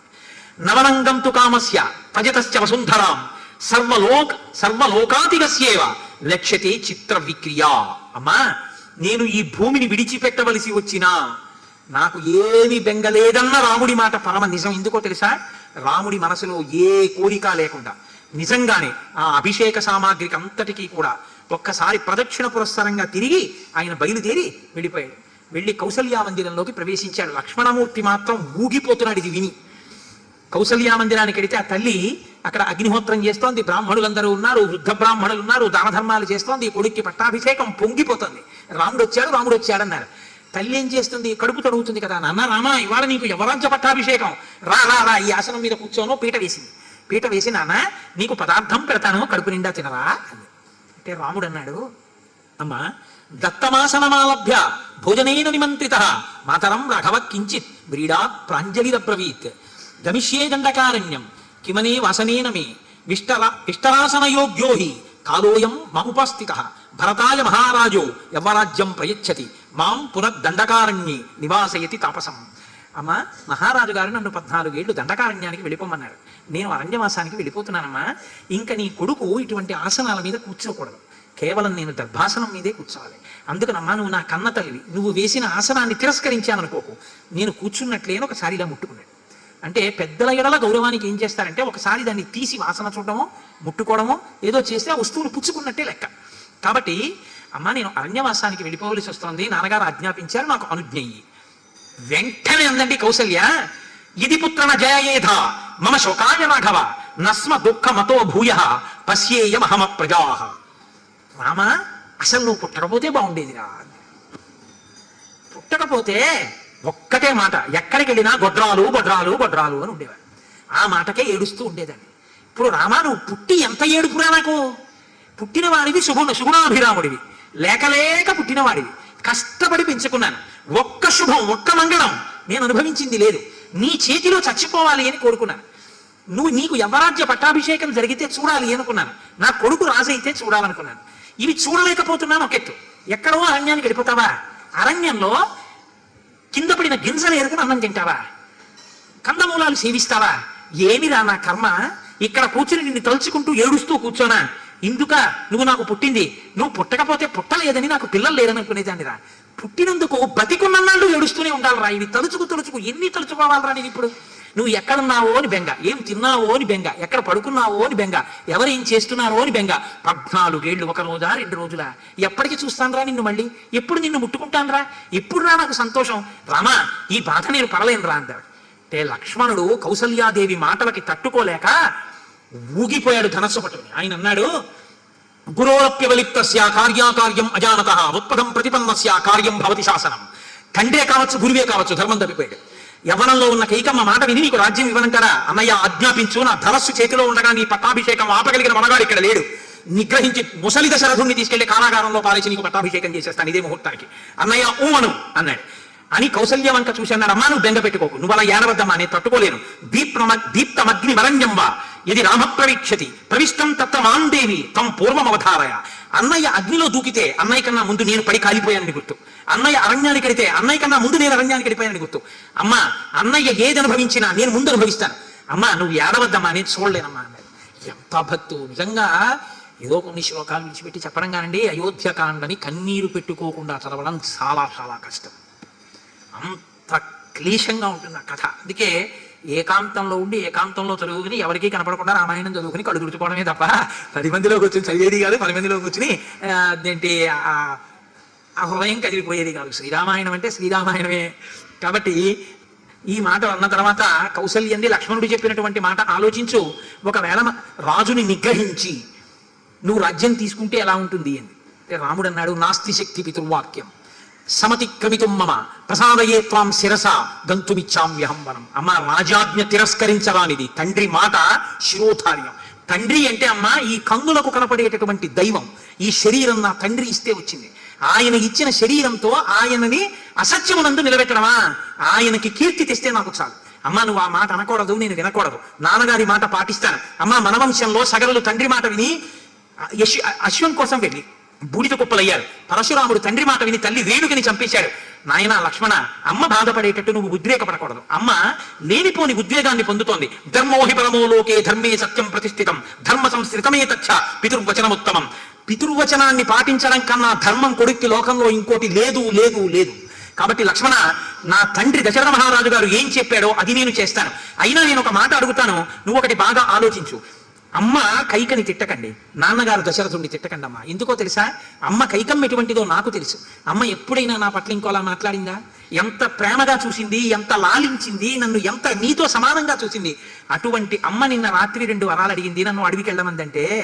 పిలిచి యవరాజ్య పట్టాభిషేకం చేస్తానన్న తండ్రి, నన్ను చూడకుండా ఉండలేని తండ్రి, నేను వెళ్ళిపోతానని రాత్రల్లా ఏడ్చి ఏడ్చి మూర్ఛపోయిన తండ్రి యవరాజ్య పట్టాభిషేకం చెయ్యలేక నన్ను అరణ్యవాసానికి పంపిస్తున్నాడంటే, కైకమ్మలో ఇంత మార్పు వచ్చిందంటే, అమ్మా అది దశరథుడు కాదమ్మా, కైకమ్మ కాదు, దైవం. దైవం ఒకటి ఉందమ్మా, అది ఏమనుకుంటుందో అది నెరవేరుతుంది. మనం అనుకున్నవన్నీ నెరవేరిపోతే దైవం అన్నది ఎక్కడుందమ్మా? పురుష ప్రయత్నమే నెగ్గుతుంది. అసంకల్పితమే విహాయదకస్మాత్ ప్రవర్తతే నివత్యారంభమారబ్ధం నమ దైవస్య కర్మతత్ అనుదైవస్య కర్మతత్. అమ్మా, లోకంలో మనం అనుకున్నది జరగలేదు అంటే ఈశ్వరుడు అనుకున్నది జరుగుతోందని గుర్తు. ఈశ్వరుడు అనుకున్నది జరగకుండా మనం అనుకున్నది జరగాలంటే ఈశ్వరుని నిగ్రహించడానికి నీ కంటికి ఈశ్వరుడు కనపడడుగా. కాబట్టి ఈశ్వరుడు అనుకున్నది అనుకున్నట్టు జరగడం తప్ప ఇంకోలా ఉండదు. కాబట్టి ఈశ్వర శాసనాన్ని అనువర్తించి ధర్మాన్ని నిలబెట్టుకోవాలి. కాబట్టి అమ్మా, నువ్వు ఆ మాట అనకూడదు, నేను వినకూడదు, నేను వెళ్ళిపోతానమ్మా అన్నాడు. అంటే ఆవిడంది, నాయన ఒక్కనాడు దశరథుడు అంతఃపురానికి రాడు, ఇప్పటికే నన్ను సవతులు చులకనగా చూస్తారు, లేక పుట్టిన కొడుకువి, నువ్వు కూడా అడవికి వెళ్ళిపోయిన తర్వాత నేను ఎవరి కోసం ఇక్కడ బ్రతకాలి, నేను కూడా నీతో అరణ్యానికి వచ్చేస్తాను, నన్ను తీసుకెళ్ళిపోమంది. రాముడు అన్నాడు, భక్తుత్కిల పరిత్యాగో నృశంసః కేవలం స్త్రియా స భవత్యాన కర్తవ్యో మనసాపి విగర్హిత. అమ్మ, భర్త బ్రతికుండగా భర్తని విడిచిపెట్టి వెడతానని ఏ స్త్రీ తన నోటి వెంట అనకూడదు. యావజ్జీవతి కాకుత్సః పితామే జగతీపతి శుశ్రూషా క్రియతాం తావత్ సహి ధర్మ సనాతనః. అమ్మ, ధర్మం ఏమిటో తెలుసా? తండ్రి గారు బ్రతికున్నంత కాలం ఆయన మాట వినడం, ఆయన్ని సేవించడం నాకు ధర్మం. భర్త బ్రతికున్నంత కాలం ఆయన్ని సేవించడం, ఆయన మాట వినడం నీకు ధర్మం. వ్రతోపవాస నిరత యానారీ పరమోత్తమ భక్తారం ననువత్తేన సాతు పాప గతి భవేత్. ఎన్ని వ్రతాలు చేసినా, ఎన్ని ఉపవాసాలు చేసినా, ఎన్ని పూజలు చేసినా భర్త చెప్పిన మాట వినకుండా భర్తని ధిక్కరించి భర్తని విడిచిపెట్టి బతుకుతానన్న కాంతకి ఏ పుణ్యము దక్కదు. భక్తు శుశ్రూషయానారి లభతే స్వర్గముత్తమం అపియాన్ నిర్నమస్కార నివృత్త దేవ పూజనాత్. ఆమె నమస్కరించకపోయినా, దేవపూజ చెయ్యకపోయినా భర్తని అనుగమించిన స్త్రీ ఎవరుంటుందో ఆమె అన్ని పూజలు చేసినట్టే. శుశ్రూషామేవ కుర్వీత భక్తు ప్రియహితేరత ఏష ధర్మ పురా దృష్టో లోకే వేదే శ్రుత స్మృత. శృతి వేదం చెప్పినా, స్మృతి చెప్పినా, లోకం చెప్పినా, ఋషులు చెప్పినా ఇదే ధర్మం. తండ్రి మాట కొడుకు వినాలి, భర్త మాట భార్య వినాలి. నువ్వు ఆయన మాట వినక, నేను ఆయన మాట వినక మనమే తిరగబడిపోతే, నేను నాన్నగారిని నిగ్రహించి నువ్వు ఆయన్ని వదిలిపెట్టేసి ఆయన మనకిస్తానన్నంత కాలం తండ్రి, నీ కోరికలు తీర్చినంత కాలం భర్త. ఒక్క మాట ఆయన ధర్మానికి కట్టుబడి వరమిస్తే, ఆయన్ని ధర్మంలో నిలబెట్టడానికి కష్టపడడానికి కొడుక్క నేను సిద్ధపడక, భర్తని అర్థం చేసుకుని నిలబడి ఆయన్ని సేద తీర్చడానికి నువ్వు సిద్ధపడకపోతే ఇంకెందుకమ్మా ఆయన భర్తృత్వం పితృత్వం? మనం అది అర్థం చేసుకున్న నాడు నేను కొడుకు, నువ్వు భార్య. అమ్మ, నువ్వు ఆ మాట అనకూడదు, నేను వినకూడదు. లక్ష్మణ, నీకు నేను ఇదే చెప్తున్నాను, ఇది నా నిశ్చయం. నేను తండ్రి మాట పాటించడం తప్ప నాకేది అక్కర్లేదు. నాకు పుత్ర ధర్మం కావాలి. కొడుకు తన మాట నిలబెట్టాడని నా తండ్రి సంతోషిస్తే నాకది యావత్ రాజ్యం కన్నా దేనికన్నా గొప్పది. నా తండ్రి సంతోషించని నాడు నేను ఎన్ని పొందినా నేను ఏడుస్తూ పొందుతాను. నాకు అక్కర్లేదు ఆ రాజ్యం. నాకు తండ్రి మాటే కావాలి, నాకు పుత్ర ధర్మమే కావాలి. ఇది రాముడంటే. రాముడంటే ధర్మం. మహాతల్లి కౌసల్య చెప్పినటువంటి మాట ప్రతి తల్లి తెలుసుకోవలసిన మాట లోకంలో. ప్రతి తల్లి, ప్రతి తండ్రి రామాయణంలో ఈ శ్లోకాన్ని తెలుసుకోవలసిన శ్లోకం. పెద్దలు ఏమంటారో తెలుసా అండి ఈ శ్లోకం గురించి? కౌసల్య 14 ఏళ్ల కోసం రాముడికి కట్టించిన సద్దెన్నపు మూట అంటారు ఈ శ్లోకాన్ని. ఎందుకంటే అమ్మ పిల్లాడు ఏదైనా ఊరు వెళ్తున్నానంటే నాన్నగారు డబ్బిస్తాడు, అమ్మ అలా ఇవ్వదు. అమ్మ ఏం చేస్తుందంటే, నాన్న మధ్యాహ్నం ఆకలేస్తుంది తినే అని రొట్టిస్తుంది. ఎందుకైనా మంచిది, రాత్రి అక్కడ ఏమైనా దొరుకుతాయో దొరకవో 2 యాపిల్ పళ్ళు పడేసాను తినే అంటుంది. అమ్మ పోషణ చూస్తుంది. 14 ఏళ్ళు రాముడు ఇప్పుడున్నవాడు అలాగే ఉండాలంటే, రాముడు అరాముడు కావాలని ఏ మందర కోరుకుందో అలా రాముడు అరాముడు కాకుండా ఉండాలంటే, రాముడు లోకాభిరాముడుగా తిరిగి రావాలంటే, జగద్వందితుడైనటువంటి రాముడిగా కీర్తి శోభిల్లాలంటే, రామ నేను నీకు చెప్తున్నాను గుర్తుపెట్టుకో. యం పాలయసి ధర్మంత్వం ధృత్యాచ నియమేన చ సవై రాఘవశాబ్దోల ధర్మస్వాం అభిరక్షతు. ఏ ధర్మాన్ని రామ నువ్వు ఇప్పుడు పట్టుకున్నావో, ఏ ధర్మాన్ని నమ్మావో, ఏ ధర్మం కన్నా లోపల కోరుకున్న భోగాలు కూడా గొప్పవి కావని ధర్మాన్ని నువ్వు అనుష్ఠిస్తున్నావో ఆ ధర్మాన్ని అలాగే పట్టుకునుండు రామ. అది నిన్ను అభిరక్షతు, నిన్ను రక్షించి తీరుతుంది. ఈ మాట నాటుకుంది రాముడికి 14 ఏళ్ళు. అందుకే రాముడు ధర్మం తప్పలేదు అరణ్యంలో ఉన్న. ఎన్ని అడ్డదారులు వచ్చినా తాను చేరుకోవడానికి ధార్మికమైన మార్గంలో వెళ్ళాడు తప్ప ఎన్నడూ ధర్మపథాన్ని విడిచిపెట్టలేరు. ఇప్పుడు ఆ తల్లి ఆశీర్వచనం చేస్తోంది, నాయనా నీకు విశ్వామిత్ర మహర్షి ఇచ్చినటువంటి అస్త్రాలు, నువ్వు అరణ్య మార్గంలో వెళ్తున్నప్పుడు నమస్కారం చేసేటటువంటి దేవాలయాల్లో ఉన్న దేవతలు, మహర్షులు, సమిధలు, దర్భలు, పవిత్రములు, అగ్నివేదికలు, దేవాలయాలు, చిత్ర విచిత్రములైన పూజాస్థలాలు, పర్వతములు, వృక్షములు, మొక్కలు, మడుగులు, పక్షులు, సర్పములు, సింహములు, సాధ్యులు, విశ్వేదేవతలు, మరుత్తులు, ధాత, విధాత, పూషుడు, భగుడు, అర్యముడు, ఇంద్రాది సమస్త దేవతలు, అన్ని ఋతువులు, స్కందశ్చ భగవాన్ దేవ సోమశ్చ బృహస్పతి సప్తర్షయో నారదశ్చతే త్వాం రక్షతు సర్వత నక్షత్రాణి చ సర్వాణి గ్రహశ్చ సహదేవత అహోరాత్రే తథా సంధ్యే పాంతు త్వాం పరమాశ్రితం. సంధ్యలు, సూర్యుడు, చంద్రుడు, స్కందుడు అనగా సుబ్రహ్మణ్యుడు, సోమశ్చ సోముడు, శివుడు, సప్తర్షులు, నారదుడు నిన్ను నిరంతరము రక్షించుగాక అని అనేక మందిని ప్రార్థన చేసి తెల్లని పూలదండలు, సమిధలు, తెల్లరామాలు సిద్ధం చేయించి అగ్నిహోత్రం చేయించి బ్రాహ్మణుల చేత రాముడికి రక్ష కట్టి ఆయన దగ్గరకు వచ్చి కొన్ని శ్లోకాలతో ఆవిడ రక్ష పెట్టింది. ఇవి పెద్దలు ఏం చెప్తారంటే, ఈ శ్లోకాల్ని బిడ్డల్ని కన్న తల్లులు పిల్లలు ఎప్పుడైనా ఎక్కడికైనా వెడుతూ ఉంటే వాళ్ళకి ఈ 3 శ్లోకాలతో రక్ష పెడితే వాళ్ళకి ప్రమాదములు రావు అంటారు. పిల్లలు వృద్ధిలోకి రావాల్సి వచ్చినా, అంటే రావాలని మనం నిజంగా కోరుకున్న వాళ్ళం అయితే, తల్లి అలా కోరుకోకపోవడం ఏంటి, తల్లి కోరుకు తీరుతుంది. కాబట్టి తల్లిదండ్రులు, ప్రత్యేకించి తల్లి ఏ పిల్లవాడినైనా పిల్లనైనా ఈ 3 మంత్రాలతోటి 3 శ్లోకాలతోటి రక్ష పెట్టాలి అని చెప్తారు పెద్దలు. శ్రీరామాయణంలో వాల్మీకి మహర్షి జాతికి ఇచ్చిన కానుకల్లో ఈ 3 శ్లోకాలు ఒకటి. యన్మంగళం సహస్రాక్షే సర్వదేవ నమస్కృతే వృత్రడాసే సమభవత్తత్తే భవతు మంగళం. వృత్రాసురుడిని సంహారం చేసినప్పుడు ఇంద్రుడికి అదితి ఎటువంటి రక్ష పెట్టిందో అటువంటి మంగళము నీకు కలుగుగాక. యన్మంగళం సుపర్ణస్య వినతా కల్పయత్పురా అమృతం ప్రార్థయానస్య తత్తే భవతు మంగళం. అమృత పాత్రని తీసుకురావడం కోసమని గరుత్మంతుడు బయలుదేరుతున్నప్పుడు వినత ఆయనకి ఎటువంటి మంగళాన్ని కల్పించిందో అటువంటి మంగళము నీకు కల్పింపబడుగాక. అమృతోత్పాదనే దైత్యాన్ ఘ్నతో వజ్రధర్స్యేత్ అదితి మంగళం ప్రాదాత్ తత్తే భవతు మంగళం. అమృతోత్పాదన కాలమునందు దేవేంద్రుడికి దేవతలందరూ ఎటువంటి మంగళమును కల్పించారో అటువంటి మంగళము నీకు కల్పింపబడుగాక. త్రీన్ విక్రమాన్ ప్రక్రమతో విష్ణోరమిత తేజస యదాసీన్ మంగళం రామ తత్తే భవతు మంగళం. రామ 3 లోకములను కూడా ఆ రోజు బలిచక్రవర్తి దగ్గర 3 అడుగుల రూపంలో దానం పుచ్చుకున్నప్పుడు శ్రీ మహావిష్ణువు కొలుస్తున్నప్పుడు త్రివిక్రమావతారంతో పెరిగిపోయినప్పుడు లోకమంతా ఆయనకి ఎటువంటి మంగళం చేసిందో అటువంటి మంగళము నీకు కల్పింపబడుగాక. ఓషధీం చాపి సిద్ధార్థాం విశల్య కరణీం శుభాం చకార రక్షాం కౌసల్య మంత్రై రభిజాపచ. ఒక విశల్యకరణి అనేటటువంటి ఓషధిని అక్కడ పెట్టి బ్రాహ్మణుల చేత అభిమంత్రింపచేసి దాన్ని తీసుకొచ్చి రామచంద్రమూర్తి యొక్క శరీరానికి ఆ ఓషధిని కట్టి ఆయన ఒళ్ళంతా తడిమి మనస్ఫూర్తిగా రాముణ్ణి పంపించడం ఇష్టం లేకపోయినా ఆయనకి ఆశీర్వచనం చేసి, నాయనా రామ 14 సంవత్సరములు ధర్మంతో అరణ్యవాసాన్ని పూర్తి చేసి నువ్వు తిరిగి వచ్చి పట్టాభిషిక్తుడవై రాజ్యపాలన చేస్తుంటే చూసే అదృష్టాన్ని నాకు ఈశ్వరుడు కల్పించాలని ఆశీర్వచనం రామచంద్రమూర్తికి కౌసల్యామాత చేసినది అన్న మంగళప్రద ఘట్టం దగ్గర ఇవాటి ఉపన్యాసాన్ని పూర్తి చేస్తాను. ఒక్కసారి మనం రామనామం చెప్పుకుని ఇంత గొప్ప రామకథ అయోధ్యకాండ నిజంగా అంత ధర్మపరీక్ష మహానుభావుడికి ఇప్పుడు చేసిన రామనామమే మనని రక్షిస్తుంది. నిజంగా రామాయణానికి హనుమత్ స్వరూపం కదిలి వచ్చేసింది. ఆయన అంత ప్రీతి చెందుతున్నారు రామకథ కోసం అనడానికి ఇంతకన్నా ప్రబల సాక్ష్యమే ఉంటుంది. ఎక్కడో తిరగవలసిన వాడు ఇక్కడికి వచ్చి అంత చప్పుడు చేస్తూ గంతులేస్తూ ఇక్కడే కూర్చుని ఇక్కడే తిరుగుతూ చూస్తూ అలా కూర్చుని ఇక్కడిక్కడే వింటున్నారంటే ఆయన హనుమ కాకి ఇంకెవ్వరు. రామకథ రామకథే.